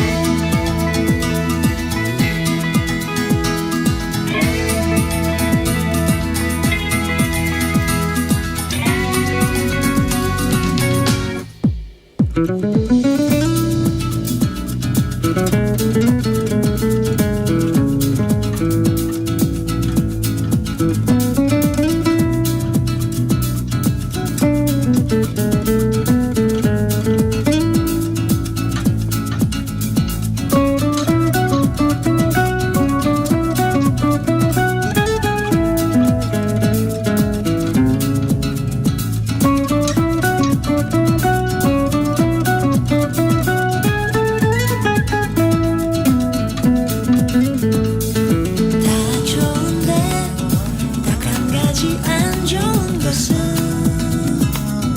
눈 뜰 수가 없네. 눈을 뜰 수가 없네.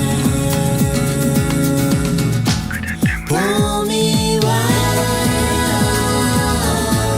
봄이 와 그대와 함께라 좋아라. 봄이 와 봄이 와 그대와 함께라 좋아라. 봄이 와 봄이 와 그대와 함께라 좋아라. 봄이 와 봄이 와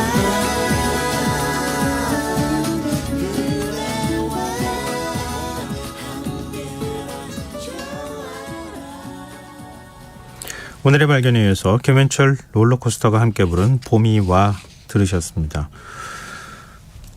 제가 뒤죽박죽 봄이라고 했더니 그래도 봄이 와 이렇게 얘기하고 싶었던 모양인 것 같은데요. 갑자기 그런 생각이 들었습니다. 김성환의 시사는 언제나 청취자 여러분의 관심과 참여 기다립니다. 오늘도 방송 내용과 관련한 청취자분들 의견 들어오고 있는데요. 7300님, 코로나로 축제를 몇 년 만에 여는 거라 모두 기대감으로 가득한데 꽃들도 축제와 사람들이 많이 그리웠는지 대부분 지역이 이미 많이 피었더라고요. 저는 이번 주 주말에 꽃 구경하러 갈 예정입니다. 모두 좋은 추억들 많이 만드시길 이렇게 문자를 주셨습니다. 아, 그러게요. 봄이 근데 갑자기 그런 생각 들었어요. 꽃이 한꺼번에 확 폈잖아요. 봄이 한꺼번에 확 가면 어떡하나 하는 걱정이 생겼어요. 한꺼번에 또 꽃이 확 져버리고 난 다음에 그냥 바로 여름으로 넘어가는 거 아닌가. 이게 그러지 말라는 법이 없을 것 같거든요. 아, 이런 계절의 변화라는 게 사람을 이렇게 또 들었다 놨다 하는 것 같습니다. 이럴 때일수록 좀 평정심을 유지하는 게 필요한데 이 봄이라는 게 뭔지 사람을 자꾸 들썩이게 만드네요. 뭐 잠시 흔들려도 괜찮겠죠. 이게 봄인 것 같습니다.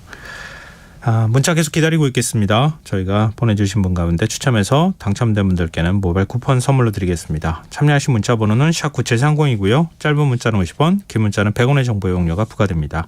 콩 게시판, KBS 라디오 유튜브 채널을 통해서도 무료로 참여하실 수 있습니다. KBS 라디오 김성환의 시사회와 함께하고 계신 지금 시각은 11시 9분입니다.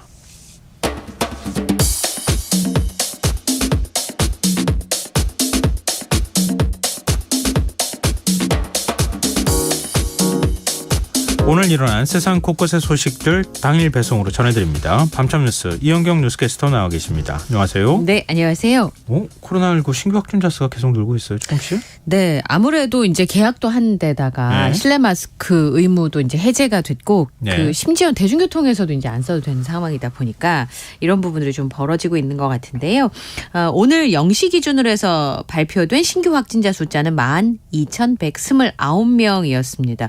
전날보다 많이 늘었죠. 전날은 4,204명이었으니까 물론 이제 요일별의 특성을 가지고 있기 때문인데요. 일주일 전인 21일과 비교해 보면 116명, 0.9%가 늘어났습니다. 근데 중요한 건 이제 이럴 때는 추세가 참 중요한데 8일째 전주 대비해서 증가세를 계속 보여주고 있습니다. 한동안 그 일평균 확진자 숫자가 10,000명 아래였었는데 지금 1,128명이고요. 사흘째 10,000명을 넘기고 있습니다. 병상 가동률은 아직까지 안정적이라고 볼 수 있어요. 26.9%.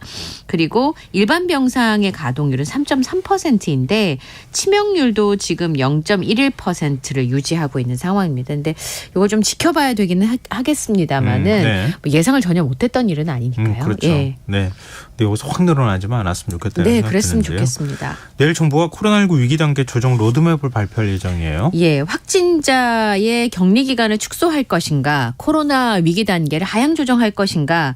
그래서 이제 정말 마스크와는 좀 결별할 수 있는 그런 일상으로 돌아갈 독감 것인가. 수준이 돼버린다는 얘기는 다름이 없는 거잖아요. 그렇습니다. 그러니까 지금 2급으로 코로나19의 감염병 등급이 결정이 되어 있는데 독감은 4급이거든요. 2급을 4급으로 낮추게 되면 독감 걸렸다고 우리 격리 안 하잖아요. 다 뭐 이렇게 약 먹어가면서 병원 치료받아 가면서 일하는 것처럼 그런 단계로 들어가는 건데요.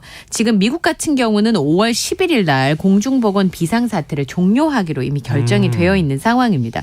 신규 확진자 숫자가 지금 10,000명대를 계속 유지하고 있는데 일상 회복을 위한 코로나19의 위기 단계 조정 로드맵을 정부가 곧 발표를 하게 됩니다. 이제 정책적으로는 바이러스는 정책을 따라주진 않지만 정책적으로는 이제 코로나가 발생하기 이전으로 돌아가려는 노력들을 하고 있는 건데요. 우선은 확진자의 격리기간 단축이 포함되는 상황인데 없애는 건 아니고요. 7일에서 5일로 좀 단축하는 방안이 유력하게 검토가 되고 있습니다. 그럼 다른 나라는 어떤가? 미국과 영국처럼 아예 격리 의무가 없는 국가들도 있고요. 또 3일 넘게 전파력이 지속되기 때문에 그것을 고려한 조치로 7일까지는 좀 길고 닷새 정도로 줄여보자라고 하는 아이디어가 나오고 있습니다. 그리고 코로나19의 위기 단계 아까 말씀드린 것처럼 지금 2급인데 4급 독감과 같은 수준으로 내리는 것에 대해서도 구체적인 기준을 공개할 예정인데요. 진단검사, 먹는 치료제, 중환자실 입원 환자 의료비 지원 축소 등도 포함이 될 것으로 예상이 되고 있습니다. 다만 위중증이나 사망으로 이어질 수 있는 고위험군들에 대한 진료라든지 혹은 또 진료 기피 가능성을 막기 위한 그런 조치들도 단계적으로 추진이 될 것으로 보입니다. 사실 우리들은 이렇게 일상으로 성큼성큼 들어가고 있는 상황인데요. 요양시설이나 요양병원 이런 데는 여전히 코로나하고 싸우고 있습니다. 그렇게 감염 취약시설도 시설이 지금도 여전히 코로나하고 싸우고 있다는 사실은 잊지 않았으면 좋겠어요. 그런 것에 대한 지원도 소홀히해서는 절대 안 될 것 같고요. 다음 뉴스로 넘어가 보겠습니다. 이게 무슨 일입니까? 미국의 한 초등학교에서 또 총기 난사 사건이 발생했어요. 네, 미국 뉴욕타임스와 CNN 방송이 현지 시각으로 내슈빌의 부촌 그린힐스 지역에서 기독교계 커버넌트 사립초등학교에서 총격 사건이 발생했다고 보도를 했습니다. 이 사건으로 9살 학생 3명 그리고 교장 선생님, 관리인 등 총 6명이 숨졌다고 전했는데요. 이 총격범이 학교 연문으로 들어왔는데 문이 잠겨 있었을 거 아니에요. 총을 쏴서 문을 열었습니다. 그리고 1층부터 2층까지 14분간 난사를 했는데 10시 13분께 신고를 경찰에 접수를 했습니다. 이 사람이 수업이 한창이던 10시 10분에 총성을 울리기 시작했는데요. 10시 27분에 경찰의 총에 맞아서 이 사람은 숨졌습니다. 그러니까 학교에 들어온 지 17분 만에 제압이 된 상황인데요. 이 과정에서 경찰 한 명이 다쳤고요. 또 범인이 출동한 경찰차에 총격을 가하는데 어느 정도 교전이 있었다고 경찰에서는 밝혔습니다. 학생과 교직원 등 총 108명이 경찰의 호의를 받고 건물 밖으로 호송이 됐는데 실제로 건물에 침입한 뒤 1, 2층에서 무차별 총격을 가했다고 전했습니다. 그리고 또 하나는 이 범인의 차예요. 이 학교의 감시 카메라, 출입구 등이 상세하게 표시된 지도, 그리고 범인의 선언문 등 범행을 계획한 내용이 담긴 문서들이 발견이 됐어요. 그래서 조사 중이라고 밝혔습니다. 이 학교에는 2001년에 설립이 돼가지고 유치원부터 6학년까지 200여 명의 학생이 다니고 있고요. 선생님을 포함해서 교직원이 42명이 근무하고 있었습니다. 범인은 어떤 사람입니까? 28살의 여성인데요. 이 학교를 졸업한 졸업생인 것으로 알려지고 있습니다. 보통 그 여성의 경우는 총기 난사 사건의 범인인 경우가 굉장히 드물다고 합니다. 그런데 이 여성이요. 경찰 대변인의 발표를 보면 본인을 여성임에도 불구하고 남성이라고 표시를 했어요. 트랜스젠더 남성으로 추정된다라고 발표를 했고요. 별도의 전과는 여전히 없는 것으로 알려지고 있습니다. 그리고 직업은 프리랜서 일러스트레이터와 식료품 회사 직원으로 일했던 것으로 알려지고 있는데요. 학생 시절에 범인이 이 학교를 다녔고요. 이 학교에 대한 분노를 가지고 있는 것으로 추정된다라고 설명했습니다.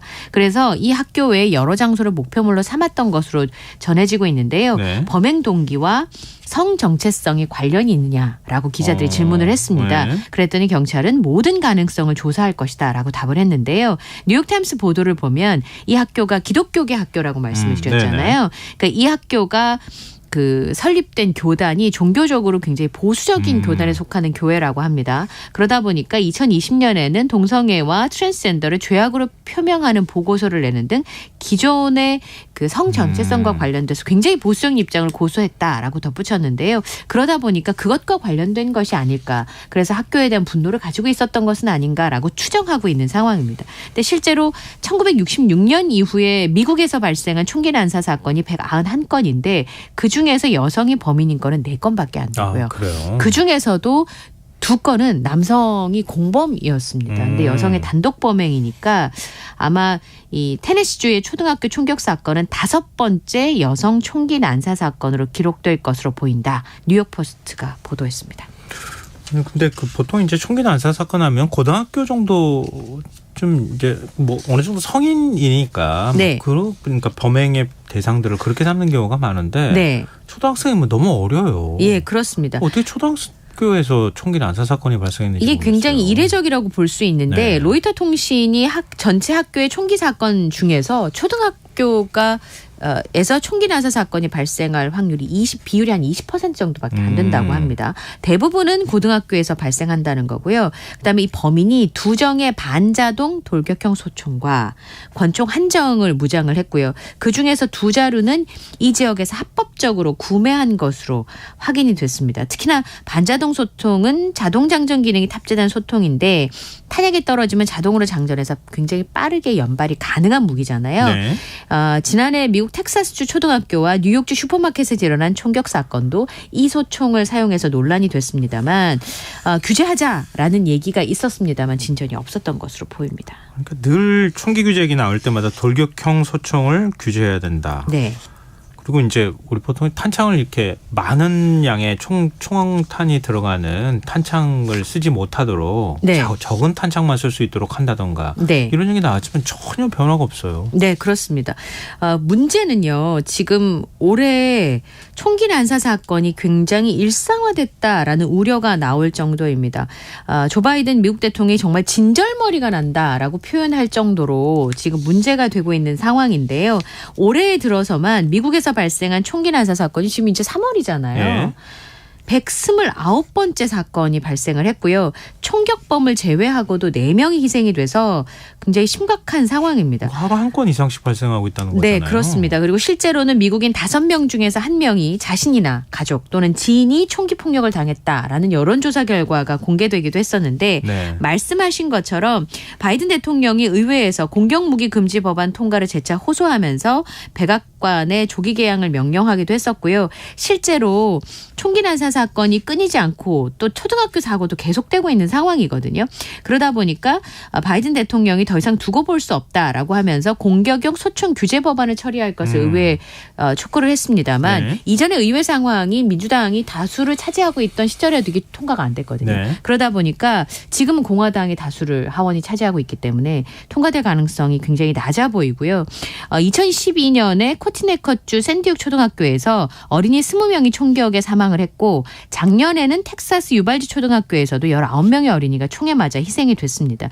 하원 다수당이 총기 규제에 소극적이기 때문에 전망은 밝지 않은 상황이고요. 아까 말씀드렸던 이 반자동 소총이 실제로 굉장히 많이 팔리는 네. 총입니다. 네. 근데 그 총기 사건에 그 가장 많이 사용되는 살인 사건의 90%는 권총입니다만 이게 많이 팔리다 보니까 이걸 규제를 해야 네. 총기 규제가 의미가 있다라고 주장을 하고 있고 바이든 대통령도 그런 주장을 하고 있습니다만 실제로 법안 통과는 쉽지 않은 상황입니다. 그러니까 인명 살상용으로 사용될 여지가 있는 소총을 판매하지 못하도록 규제를 해야 되는데 네. 그것 자체가 지금 전혀 변화가 없으니. 네. 이게 해외에서 우리가 걱정하는 것만큼 미국인들이 스스로 걱정하면은 그렇죠. 바뀔 수도 있을 것 같은데. 근데 오히려 이런 뉴스가 나오면 총기가 더 많이 팔린다고 해요. 아이러니하게도. 또 걱정되니까요. 예. 자기를 보호하기 위해서. 그렇습니다. 이게 악순환이지 않나 싶은 생각이 좀 드네요. 미국에서 어떤 변화가 있을 수 있을까요? 네. 그런 생각이 드네요. 지금 여러분께서 KBS 라디오 김성환의 시사회와 함께하고 계십니다. 밤참수 계속 이어가겠습니다. 이게 무슨 얘기입니까? 우리나라에서도 아주 가끔씩 총기 사고가 발생하는데 네. 있었어요. 총기 사고가 최근에? 지금 미국에서 벌어진 사건과는 좀 다른 모습인데 이건 네. 굉장히 걱정스러운 상황인 게 관리가 안 되고 있는 거 아닌가라는 의문이 듭니다. 네. 경기도 이천에서 20대 남성이 길을 걷고 있었어요. 그런데 이 뭐가 턱에 이렇게 스친 거예요. 그런데 알고 보니까 병원에 가서 보니까 뼈 안에 총탄이 들어있다는 걸 나중에 발견을 했습니다. 지난 여기 9일 총탄이 박힌 거예요? 네. 이게 만약에 그 아버님의 말씀에 의하면 턱이 아니라 다른 부위 같았으면 다른 부위였다면 예. 지금보다 더 위험한 상황이 벌어질 수 있었다라는 건데요. 예. 경찰서의 발표 내용을 보면 지난 9일 날 오후 5시에 이천시 이천역에서 유련 사거리 방면으로 20대 남성이 걸어가고 있었는데 네. 오른쪽 턱 부위에 총탄을 맞았습니다. 이 총탄은 공기총에서 사용하는 5.5mm 구경의 총탄으로 발견이 됐는데요. 네. 근데 총을 맞았다 이런 느낌이 아니라 길을 걷다 따끔했다는 거예요. 예. 이 실제 당사자의 얘기를 들어보면 피가 철철 흘려서 병원에 갔대요. 주변에 아무도 없는데 황당하게도 사진을 찍어보니까 여기에 총탄이 나와서 경찰에 신고를 했다고 합니다. 근데 문제는 이 현장 주변에 예. 큰 건물이나 상가가 없어요. 논밭 임야입니다. 예. 그러면 이 총탄은 굉장히 찌그러진 상태였는데 공기총 발사 뒤에 장애물에 닿아서 애초에 탄도를 이탈한 도비탄일 가능성이 크다. 경찰이 설명을 했습니다. 네. 그러면 어디든가를 조준해서 쐈는데 네. 그게 튕겨지거나 잘못 맞아서 이분에게 상처를 입힌 것으로 추정을 할 수 있는 상황인데요. 그러면 누가 이 총을 가지고 있느냐지 않겠습니까? 네. 그런데 이천경찰서에서 이제 관리하고 있는 총기 목록에 이 총기가 없다라고 하는 겁니다. 이 사고 당시에 관리 총기의 위성 항법 장치 기록을 확인해 보니까 수렵 활동을 위해서 출고된 총기 한 장이 주변에 있었지만 네. 피해 남성의 몸에서 나온 탄환과 구경이 완전히 다른 종류였다는 겁니다. 그러면 관리 중인 그 인근 경찰서에서 관리 중인 총기에 대해서 지금 아니다. 예, 그러니까 여기서 관리하고 있는 건 아니고 인근에 있는 경찰서에 또 관리 중인 총기가 있을 거 아니겠습니까? 그래서 지금 수사를 확대하고 있는 중인데요. 우선 주변이 논밭이니까 CCTV나 이런 것들이 없을 가능성이 확인이 있겠죠. 안 될 예. 가능성이 있어서 주변 경찰서와 주변 탐문으로 지금 보고 있는데 CCTV가 멀리 있어서 그걸로는 도대체 알 수가 없는 상황이고요. 이게 이 총기가 100m 이내 사거리의 살상력을 가진다고 하거든요. 주변에 임야였으니까 논밭이고. 그게 공기총 같은 경우는 이렇게 사거리가 아주 멀지는 않거든요. 네. 일반 실탄을 가지고 있는 총기랑 좀 다르기 때문에 네. 아주 먼 거리에서 쏜 것 같지는 않은데. 예, 그렇습니다. 그래서 사람을 향해 쏜 것은 아니고 혹시 수렵 활동을 위해서 쐈는데 아까 말씀드린 것처럼 도비탄일 가능성이 있다는 건데요. 그래도 이 관리가 안 되고 있다는 게 걱정이고 그러네요. 실제로 우리나라에 등록되지 않은 총기들이 있지 않습니까? 네, 있을 수 있겠죠. 예, 그런 부분들이 걱정이 좀 되는 부분입니다. 뭐 사제총기로 인한 네. 인명 살상 사고 같은 경우에도 아주 가끔씩 발생하고 있기 때문에 고스트건이라서 요즘 3D 프린터 때문에도 또 우려되는 상황도 있고요. 예. 하여튼 천만다행입니다. 네. 만약에 조금이라도 비껴났으면 생명에 크게 위험한 상황이었었죠. 자, 다음 수로 넘어오겠습니다. 서울 지하철 혼잡도를 줄이기 위해서 1~3호선의 운행 횟수를 늘리기로 했네요. 네. 235호선인데요. 235호선. 네. 네. 오전에 2번, 오후에 2번 이렇게 총 4번씩 늘려서 운행할 예정인데요. 네. 성수에서 성수역, 지축에서 수서, 방화에서 하남 검단산역인데요. 제가 굉장히 자주 타고 다니는 235호선. 근데 굉장히 이동량들이 많지 않습니까? 네. 이 지하철이요. 그리고 9호선의 경우에는 내년 초에 신규 전동차를 투입을 해서 운행에 투입을 한다고 합니다. 그리고 실제로 지하철역에 최대 800명이 넘는 현장 인력을 새로 배치하고요. 안전도우미와 이 안전도우미를 올해 말까지 출근 시간에 190명, 퇴근과 취약 시간대에 630명을 운영할 예정인데요.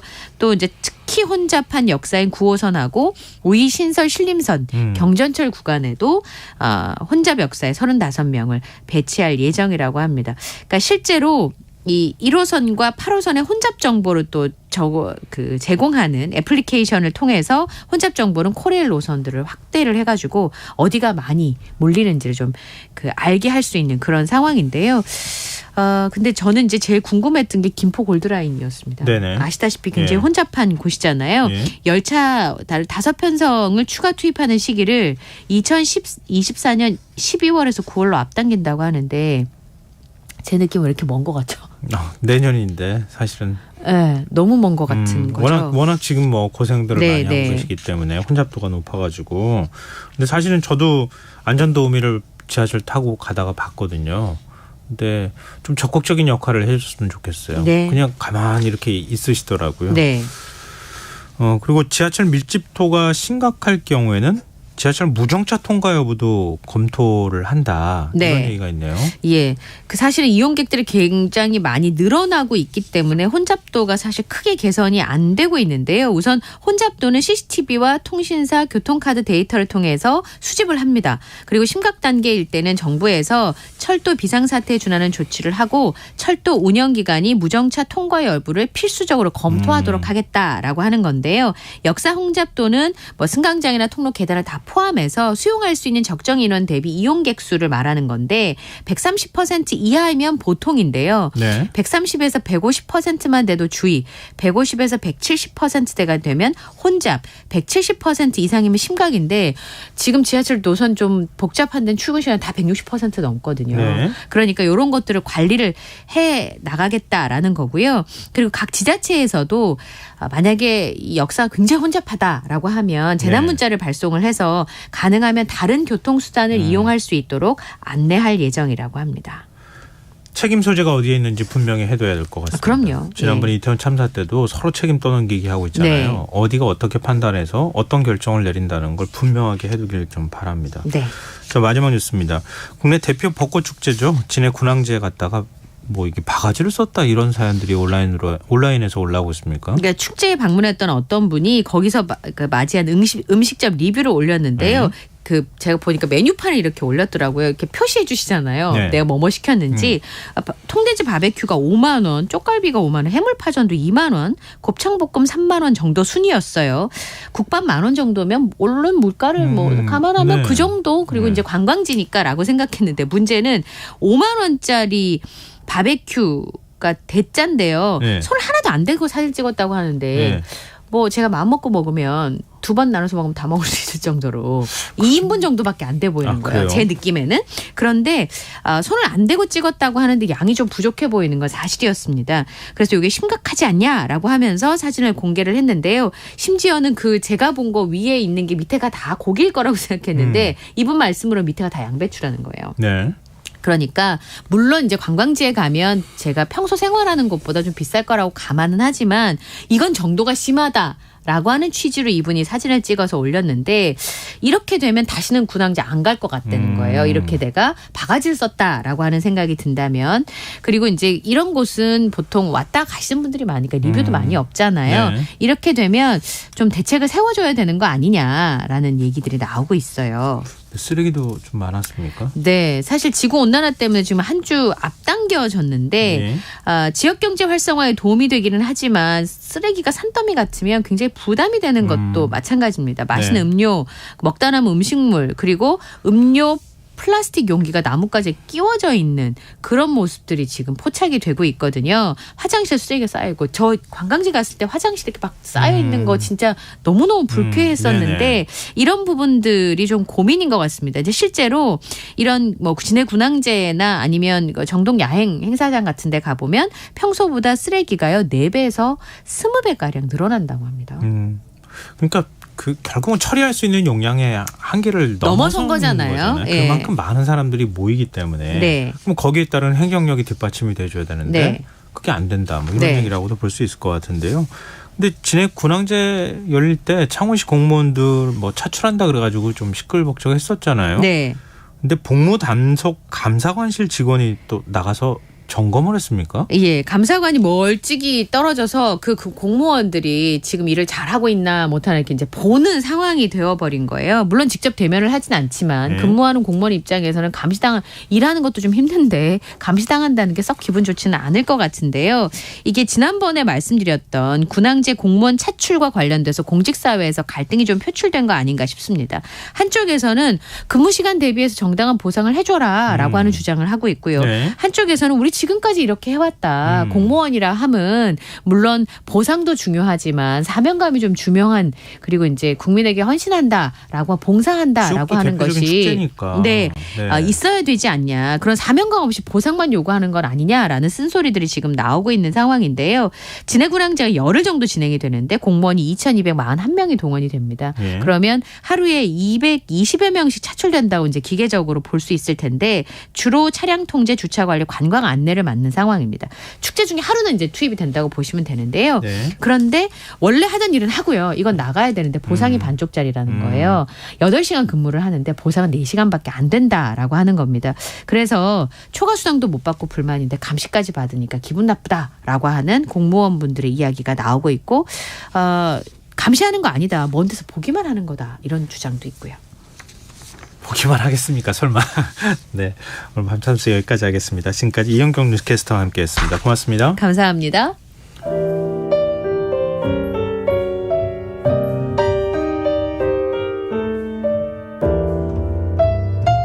내일의 품격. 김성환의 시사야에서 챙겨가세요. 하루를 마무리하는 시간 꺼내보는 당신의 지식 창고.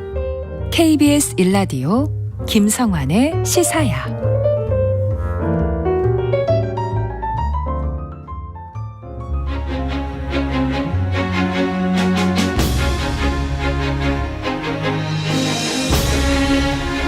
최근 미국 경매를 통해 환수된 독서당 회계도가 보물로 지정 예고됐다는 소식이 전해졌습니다. 이 독서당 회계도에는 조선 선비들이 한강에서 뱃놀이를 즐기는 모습이 담겨 있다고 하는데요. 그림의 주인공들은 임금님으로부터 독서 휴가를 받고 업무에서 해방된 젊은 관리들이라고 합니다. 조선시대에 독서 휴가제가 있었다는 사실이 흥미로운데요. 오늘 흔적의 역사 시간에서 자세히 살펴보겠습니다.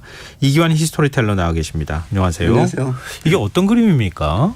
예, 너희는 독서만 해라는 명을 받은 관리 12명이 일종의 동기 모임을 열어서 지금의 동호대교 북단 근처에서 한강이죠. 그래서 뱃놀이하는 모습을 그린 그림인데요. 네. 모임에 참석한 인물 12명의 이름, 호, 봉관, 태어난 해, 사과독서, 독서 이제 휴가죠. 그 시기, 그다음에 과거 급제 시기, 부친이나 형제의 인적 사항 등을 꼼꼼히 기록했고요. 네. 과거 합격대 성적까지 기록을 했는데요. 이 그림인 일본 그 교토박물관장을 지냈던 간다 기이치로라는 사람이 소장하고 있다가 그가 죽은 뒤에 미국 경매를 거쳐서 지난해 국외 소재 문화재 재단이 환수를 했습니다. 1531년작으로 알려졌습니다.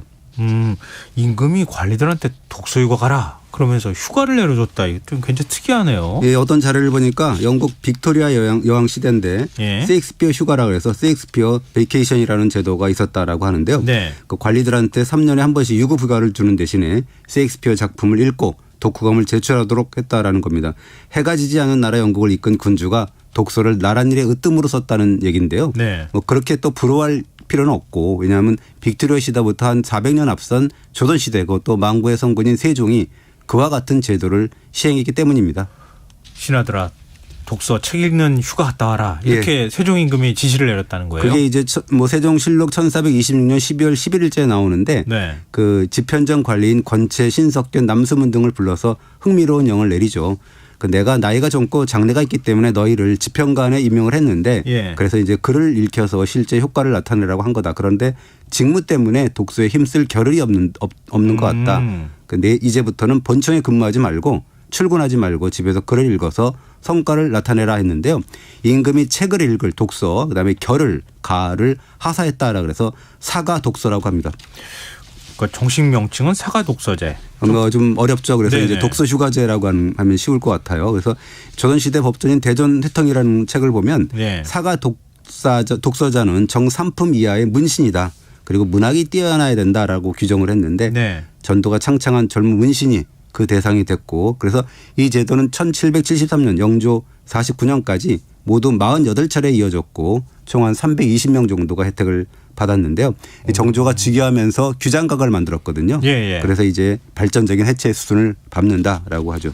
조선시대 임금님들이 이렇게 독서휴가제를 굳이 만들어줄 필요가 있을까요? 예, 세종은 1420년에 한문 연구기관이죠. 집현전을 만들어서 예. 인재를 양성하려고 했는데 쉽지만은 않은 게 집현전의 업무가 너무 과중했어요. 그래서 이 국왕과 세자에게 강의하는 업무도 해야 되고 그다음에 외교 문서도 작성을 하고 사관 노릇도 해야 되고 시험관 노릇도 해야 되고 그리고 이 임금의 교서를 작성하고 또 사신의 역할을 해야 되고 뭐 이런 식으로 했기 때문에 세종이 집현전 관리 몇 명을 선발해서 네. 업무에서 해방시켜서 너는 책만 읽으라라고 명한 거고요. 예. 이후에 임금들도 이런 과거에 합격한 이후에는 책을 읽지 않고 맨날 입신 출세함만 이렇게 신경 쓰는 관리들한테 공부하라고 그 명을 내린 거죠. 세종을 본받아서. 그리고 가장 큰 이유는 중국과의 외교 관계에서 절대 않아야 된다라는 이유가 하나 있습니다. 그게 무슨 얘기예요? 꿀리지 않기 위해서 독서를 그렇습니다. 해야 된다? 예, 왜냐하면 조선이 개국할 무렵은 명나라 역시도 개국한 지 한 30년 정도 됐거든요. 예. 그리고 이제 이 명나라가 이민족 왕조잖아요. 예, 원나라를 그렇죠. 이제 몰아내고 중화의 기치를 높이 들었는데 그러면서 막 개국한 조선의 군기를 잡으려고 혈안이 돼 있었어요.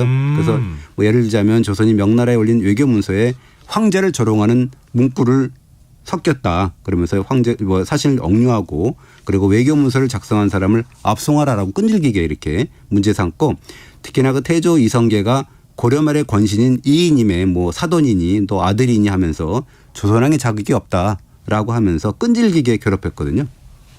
이게 조선을 좀 무시했네요. 무시했죠. 네. 특히나 그 주원장 같은 경우 그랬는데요.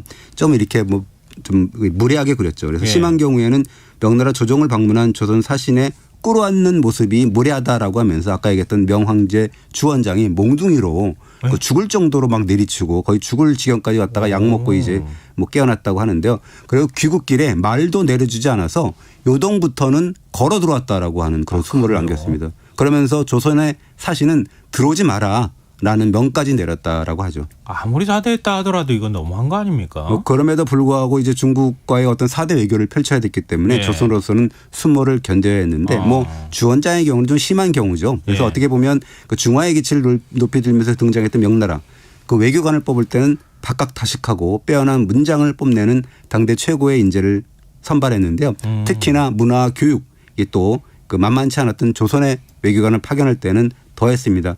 그러면서 이제 그렇게 뽑힌 명나라 외교관들이 조선을 방문할 때는 하나 내세운 조건이 뭐였냐면요. 조선의 뛰어난 문사들과 시를 읊으면서 화답하고 싶다라는 것이었는데 한 사람이 시를 읊으면 화답하는 것 이것을 한문으로는 창화라고 하는데요. 우리가 쉽게 얘기하면 신문 배틀이다라고 볼 수가 있습니다. 너네들이 설마 이 정도 하겠어? 그렇죠. 이런 의식을 깔고 한 거잖아요. 그래도 나랑 상대할 만한 사람을 데리고 와. 근데 그런 사람을 데리고 오기 위해서 독서휴가제를 보내줬다. 이렇게 연결되는 거예요. 네, 이렇게 꿀리면 안 된다 그래서 성종실록을 봐도 우리가 명나라 사신을 압도하지 않으면 안 된다라는 그런 다짐하는 내용이 이렇게 실록에 나와 있고 그래서 어떻게 보면 세종이 사가 독서 즉 독서 휴가제를 시작한 이유가 바로 여기에 있었던 겁니다. 네, 휴가 보내줄 테니까 절대 지면 안 돼. 이렇게 한 건데 실제 효과가 있었습니까? 예, 그 세종 연간에 독서 휴가 혜택을 받은 인물이 9명이 이제 기록이 되어 있는데요. 네. 그중 1442년 독서 휴가를 명받은 6명이 누구냐면 신숙주, 박팽년, 성산문, 하위지, 이계, 이석형 등이었는데요. 24살의 성산문서부터 30살의 하위지까지 전도가 창창한 젊은 인재들이었죠. 뭐 이름만 들어도 다 아실 것 같은데요. 그렇습니다. 예, 쟁쟁한 분들이죠. 네. 그리고 이 독서 휴가제의 위력을 발휘한 때가 있었습니다. 1450년에 당대 문장가로 이름을 알렸던 명나라 사신 예겸이 조선을 방문한 일이 있었습니다. 네. 이때 세종이 접반사라 그래서 사신맞이 총책임자 거기에 조선을 대표한 학자인 공조판서 정인지를 이제 내세웠는데요. 네. 물론 이 정인지 한 사람뿐이라도 그러니까 당대 54살이었는데 노련하기 때문에 예겸 정도는 뭐 상대할 수 있다라고 생각을 하겠지만 세종이 비장의 카드를 더 내놓는데 그것이 30대 초반인 신숙주하고 성산문을 합류시킵니다. 그래서 신문 배틀이 벌어졌어요? 예, 그렇습니다. 불꽃 튀기는 신문 배틀이 벌어졌는데요. 실록을 보면 이렇게 나와 있어요. 예겸이 매일같이 정인지, 성산문, 신숙주 등과 시를 주고받았다라고 했고 역시 노련한 정인지는 그 예겸과의 어떤 창화 대결 신문 배틀에서 결코 뒤지지 않는 실력을 발휘했다라고 해서 실록은 예겸이 정인지에게 이렇게 얘기를 했다는 거죠. 그대와 나누는 하룻밤 대화가 10년 동안 글을 읽어서 얻은 소득보다 낫다라고 이제 극찬했다라는 기사가 실리고 당대 인물인 성현의 용제청화 여기 책을 보면 성산문과 신숙주와 시를 주고받은 예겸은 그들을 사랑해서 형제의 의를 맺었고 귀국할 때는 눈물을 닦으면서 이별했다라는 이야기가 썼습니다. 예겸을 능가했다? 그렇습니다. 당대 그 기사를 보면 그 집현전 관리들이 예겸의 문장과 시를 보고 좀 비웃었다라고 그래요. 이것도 시야 뭐 이렇게 했다라는데 어떻게 보면 자존심 싸움이 불꽃 튀겼다라고 볼 수가 있죠. 그래서 서거정의 필원잡기를 보면 예겸과 주고받은 신숙주의 시는 중국 초나라 애국 시인인 구론의 초서와 비견된다라고 극찬했는데요. 이거는 정말 극찬이거든요. 중국에서는.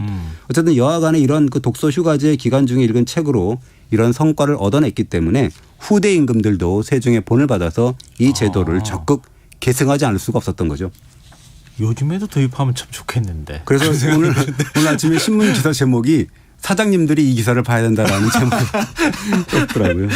이렇게 성과가 좋으면 그러게 말이에요. 그런데 네. 어느 정도 성과를 얻은 겁니까? 당대에는? 그 독서 휴가의 기간이 먼저 이제 뭐 이렇게 뭐 궁금하실 텐데 네. 성종실록을 보면 1474년 대사원 이해가 이제 말을 했는데 네. 12년 동안 독서 휴가를 준다면 박학다식하고 문장에 능한 학자들이 배출될 것이다라고 건의하는 내용이 있어요. 10년요? 예. 10년씩 독서휴 과제를 줘요? 예. 그 저도 한번 받아보고 싶은데. 실제로 10년짜리가 있었던 것 같아요. 그러니까 1557년 예조판서 홍섬의 말 중에 이런 말이 있습니다. 예. 소신이 중종조의 그 독서당이라 그래서 독서 휴가를 보낸 장소가 이렇게 만들었거든요. 예. 독서당에 뽑혀서 거의 10년에 이르렀다라고 밝혔거든요. 어떻게 보면 10년 가까이 독서 휴가를 받았다라는 얘기가 되고 물론 이 홍섬의 10년은 좀 예외적인 경우겠죠. 예. 그래서 뭐 그럼에도 불구하고 세종 때는 3년 이상 책을 읽었다라는 실록 기사가 보입니다. 야, 3년도 긴 것 같은데요. 그렇습니다. 실제로 1426년 12월에 독서휴가의 명을 받았던 권채가 3년 6개월 뒤인데 1430년 5월에 세종한테 이제 그동안 읽은 책을 이제 보고하는 내용 그걸 기록한 그 실록이 있어요. 네. 거기를 보면 권채가 뭐라 그러냐면 중용과 대학을 읽은 지가 3년이 되었고 지난해 봄부터는 논어맹자를 읽었다라고 했거든요. 그러니까 계산해 보면은 세종 때 그 독서휴가는 3년 정도가 기본이다라고 볼 수가 있는 거고요. 네. 뭐 후대에 갈수록 이제 3개월에서 1년 뭐 이런 식으로 신축적으로 운영되었다고 합니다. 혹시 필독서 같은 건 없었어요? 필독서는 정확하게는 없었다 그래요. 그러니까 네. 세종 때 성종 때 만들었던 사가독서 문진의 권장 3억이라 그래서 규칙이 있는데 거기 보면 정해놓은 필독서는 없고 다만 지도하는 관리가 기본 경전을 이제 지정을 해줬다라고 하는데요. 네. 읽은 책의 그런 권수를 3개월마다 보고서를 올리고 한 달에 3번은 글을 지어 제출하는 뭐 독후감 같은 걸 제출했다라는 건데요. 그러나 촘촘하게 관리하지는 않았다라고 하는데 그 친구 간에 주고받았던 뭐 예를 들자면 뭐 전별시라든지 예. 또 흥에 겨워서 읍절인 풍류시 같은 걸 제출해도 딱히 문제 삼지는 않았다라고 하고 무엇보다도 오로지 독서에만 전념할 수 있도록 모든 관원이 참석해야만 하는 그런 국가적인 행사 외에는 출근하지 마라라고 했다라는 거죠. 야, 이건 대단한데요. 그냥 그렇습니다. 자발적으로 알아서 해라 이런 거잖아요. 요즘으로 지금 뭐 그걸 자기주도 학습이다라는 평가 그런 뭘 네. 연구자도 있던데요. 예. 그만큼 자발적이었다라고 할 수가 있습니다. 그럼 어떤 기준으로 독서휴가 대상을 선발했습니까?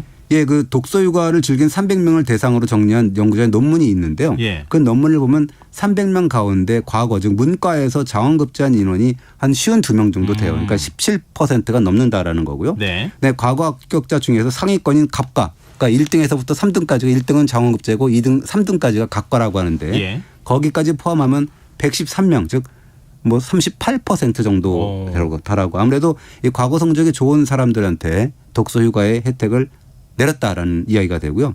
그리고 300명 가운데 훗날에 정산품 이상의 당상관에 오른 사람이 217명 그러니까 한 72.3%에 이르렀다라고 합니다.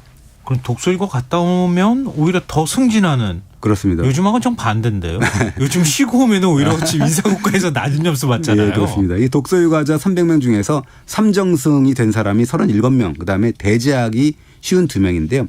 특히나 학문과 도덕을 겸비한 선비만이 맡을 수 있다라는 대제학은 반드시 그 독서당 그러니까 독서휴가자들의 책을 읽은 곳인데 독서당 출신이었다라는 불문율이 있고요. 예를 들자면 선조 때 대제학의 물망에 오른 류군이라는 분은 뭐라 그러냐면 제가 적임자라서가 물망에 오른 것이 아니라 예. 일찍이 사가 독서 즉 독서휴가를 했다라는 이유로 전례에 따라서 후보가 된 것입니다라고 하면서 저는 적임자가 아니다라고 독서휴가했다라 그래서 뭐 물망에 오를 수 있느냐 이런 식으로 이제 극구 사양하는 기사가 나오더라고요.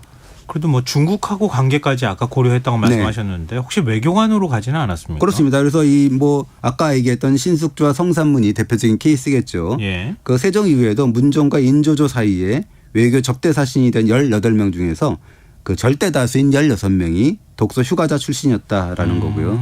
그러나 이 독서 휴가 제도가 결과적으로 보면 그 훌륭한 관리를 양성하기 위한 재교육 제도라든가 재충전의 장만은 아니었다라는 건데요. 왜 그러냐면 아까 뭐 말씀하셨잖아요. 그 세종 연간에 독서 휴가자로 선발된 6명 중에 박팽년, 성산문, 하위지, 이계 뭐 이런 네 분이 뭐 기억에 나시잖아요. 어떤 분들인지. 사육신. 그렇습니다. 네. 뭐 쫓겨난 어린 임금 단종의 복이 1456년이나 일인데 예. 거기에 목숨을 바친 사육신의 명단에 오른 분들이죠.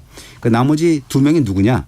신숙주는 그 알다시피 이제 수양대군 세조의 편에 선 분이고요. 예. 이석형이라는 분이 있는데 그 사가 독서를 받은 분 중에서 예. 단종 복위 운동이 일어났을 때 전라감사였어요. 그래서 이 참여하지는 못했는데 그러나 평소에 가깝게 지냈던 독서 휴가 동기생들 어떻게 예. 보면 그것이 그 결사도 될 수가 있고 일종의 그 뭐 동호 모임이 될 수도 있고 동기생 모임이 될 수 있잖아요. 네네. 그 동기생들이 다 죽었잖아요. 그러니까 그러네요. 그런 소식을 듣고 전라도 익산의 동원에 그들을 추모하는 시를 남겨서 탄핵을 받았죠. 그것 때문에 보내면 안 되겠다라고 했는데 추모한 그 사육신을 추모하니까 예, 그런 걸 예. 했으니까 동기생이니까 그랬겠죠. 예. 그런데 그를 총애한 세조의 덕분, 수양대군의 덕분에 겨우 살아남았는데 왜 그러냐면 이석형이라는 사람이 공부를 잘했던 것 같아요. 그래서 진사시와 생원시도 1등을 했고 그다음에 문과, 예. 대과에도 1등을 했기 때문에 그래서 예. 삼정원이다라는 그런 평가를 받은 분이거든요. 그러니까 세조로서는 굉장히 총애를 했죠. 그래서 이제 죽이진 않았다라고 합니다. 뭐 충신이든 간에 예. 새로운 임금한테 또 충성을 했든 간에 그렇습니다. 굉장히 총애를 받은 분들이었네요. 예, 그렇습니다. 굉장히 뛰어난 분들이었고. 예. 근데 사육신 가운데 두 분은 독서휴가하고는 관계가 혹시 없습니까? 6명 중에 4명은 예. 독서 휴가를 했는데 두 네. 분이 누구냐면 유성원과 유흥부인데 이 유성원은 4명이 독서 휴가를 받았던 1442년보다 2년 뒤에 1444년에 급제한 분이기 때문에 대상이 안 됐고요. 그다음에 한 사람인 유흥부는 그 무신 출신이었어요. 예. 무인 출신이기 때문에 독서 휴가를 받을 수 없는 그런 상황이었습니다. 세종이 선발한 2대 독서 휴가자 6명의 네. 행보가 뭐 거의 정반대로 엇갈렸다고 해도 과언이 그렇습니다. 아니네요. 어떻게 보면 사가 독서 뭐 독서휴가 동기생들이어서 모임도 했을 거 아닙니까? 굉장히 끈끈했던 그런 뭐 상황이었을 텐데 엄청 친했을 거고 그러나 네 분은 뭐 대의명분을 위해서 척애처럼 목숨을 던졌고 이 두 분은 과정이 어떻든 간에 현실 정치에 몸을 담았다라고 볼 수가 있는데요. 예. 신숙주의 경우는 뭐 아까 얘기했던 창화에도 신문 배틀에도 능했지만 세조를 도와서 또 조선의 기틀을 또 쌓은 인물이고 이석형 역시도 세조의 환대 속에서 그 총회 속에서도 이 조선의 문치에 도움을 주었다라고 할 수가 있는데 이석형이라는 분은 세조가 서거하니까 그 자초지정을 명나라한테 이렇게 설명하는 사신으로 명나라를 방문했거든요. 네. 역시나 이 독서유가에서 닦은 그런 문장과 학문을 외교 분야에서 활용했다라고 볼 수가 있습니다. 그럼 처음 이제 시작하면서 얘기 나왔던 예. 독서당 회계도 예.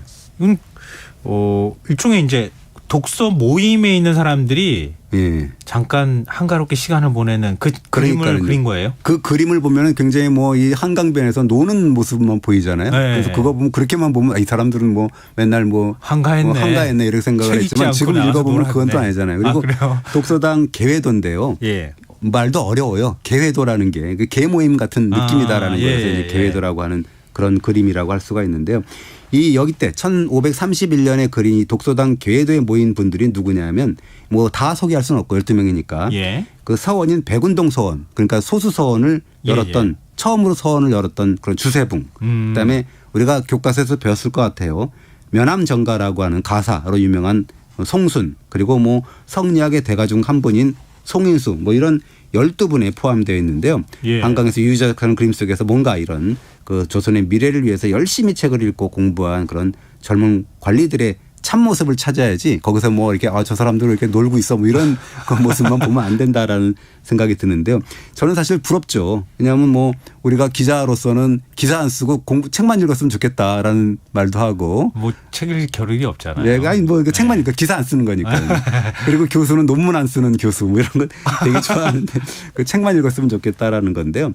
그러면서 이제 유급휴가를 내려주면 얼마나 좋을까라는 생각이 들잖아요. 네네네. 그런 생각이 좀 들죠. 그런 생각이 듭니다. 근데 그렇게 휴가를 줘서 책 읽으라고 시켰더니 뭐 꼭 굳이 보고서 따박따박 받지 않아도 가서 정말 학식을 키워가지고 와서 뭔가 기여할 수 있다고 하면 이것만큼 더 좋은 게 어디 있습니까? 신기한 게 그런 뭐 임금의 명령을 받았기 때문에 오히려 그런 부담이 오지 않았나. 그러니까 차라리 과제를 던져주지 않고 네가 알아서 하라 그러니까 더 부담을 더 열심히 하고 나중에 세종 같은 경우는 아까 얘기했던 권채 같은 사람 불러가지고 너 뭐 읽었어 하고 이렇게 확인을 해버리니까 사실은 더 부담을 느끼고 더 열심히 하고 문제가 뭐가 뭔지 모르니까 오히려 더 부담스럽지 않았을까. 그리고 사실은 외교 관계에서 정말로 그런 외교 명나라 사신이 왔을 때 당당하게 맞설 수 있는 그런 사람은 사실 쉽지 않잖아요. 시가 딱 시를 읊었는데 바로 거기서 이제 대꾸를 하고 그렇죠, 얘기해야 되니까 쉽지 않은 거죠. 공부를 안 할 수는 없었다라는 건데요. 저는 그럼에도 불구하고 휴가를 좀 받았으면 좋겠다라는 생각이 듭니다. 계속 휴가. 정부가 참고해야 되지 않을까 이런 생각이 듭니다. 자, 혼적의 역사 지금까지 이기환 히스토리텔러였습니다. 고맙습니다. 감사합니다. 김성환의 시사 오늘 순서 여기서 마칩니다. 모바일 쿠폰 당첨자는 홈페이지 공지사항에서 확인하실 수 있습니다. 편안한 밤 되시고요. 전 내일 다시 찾아뵙겠습니다. 지금까지 시사평론가 김성환이었습니다. 고맙습니다.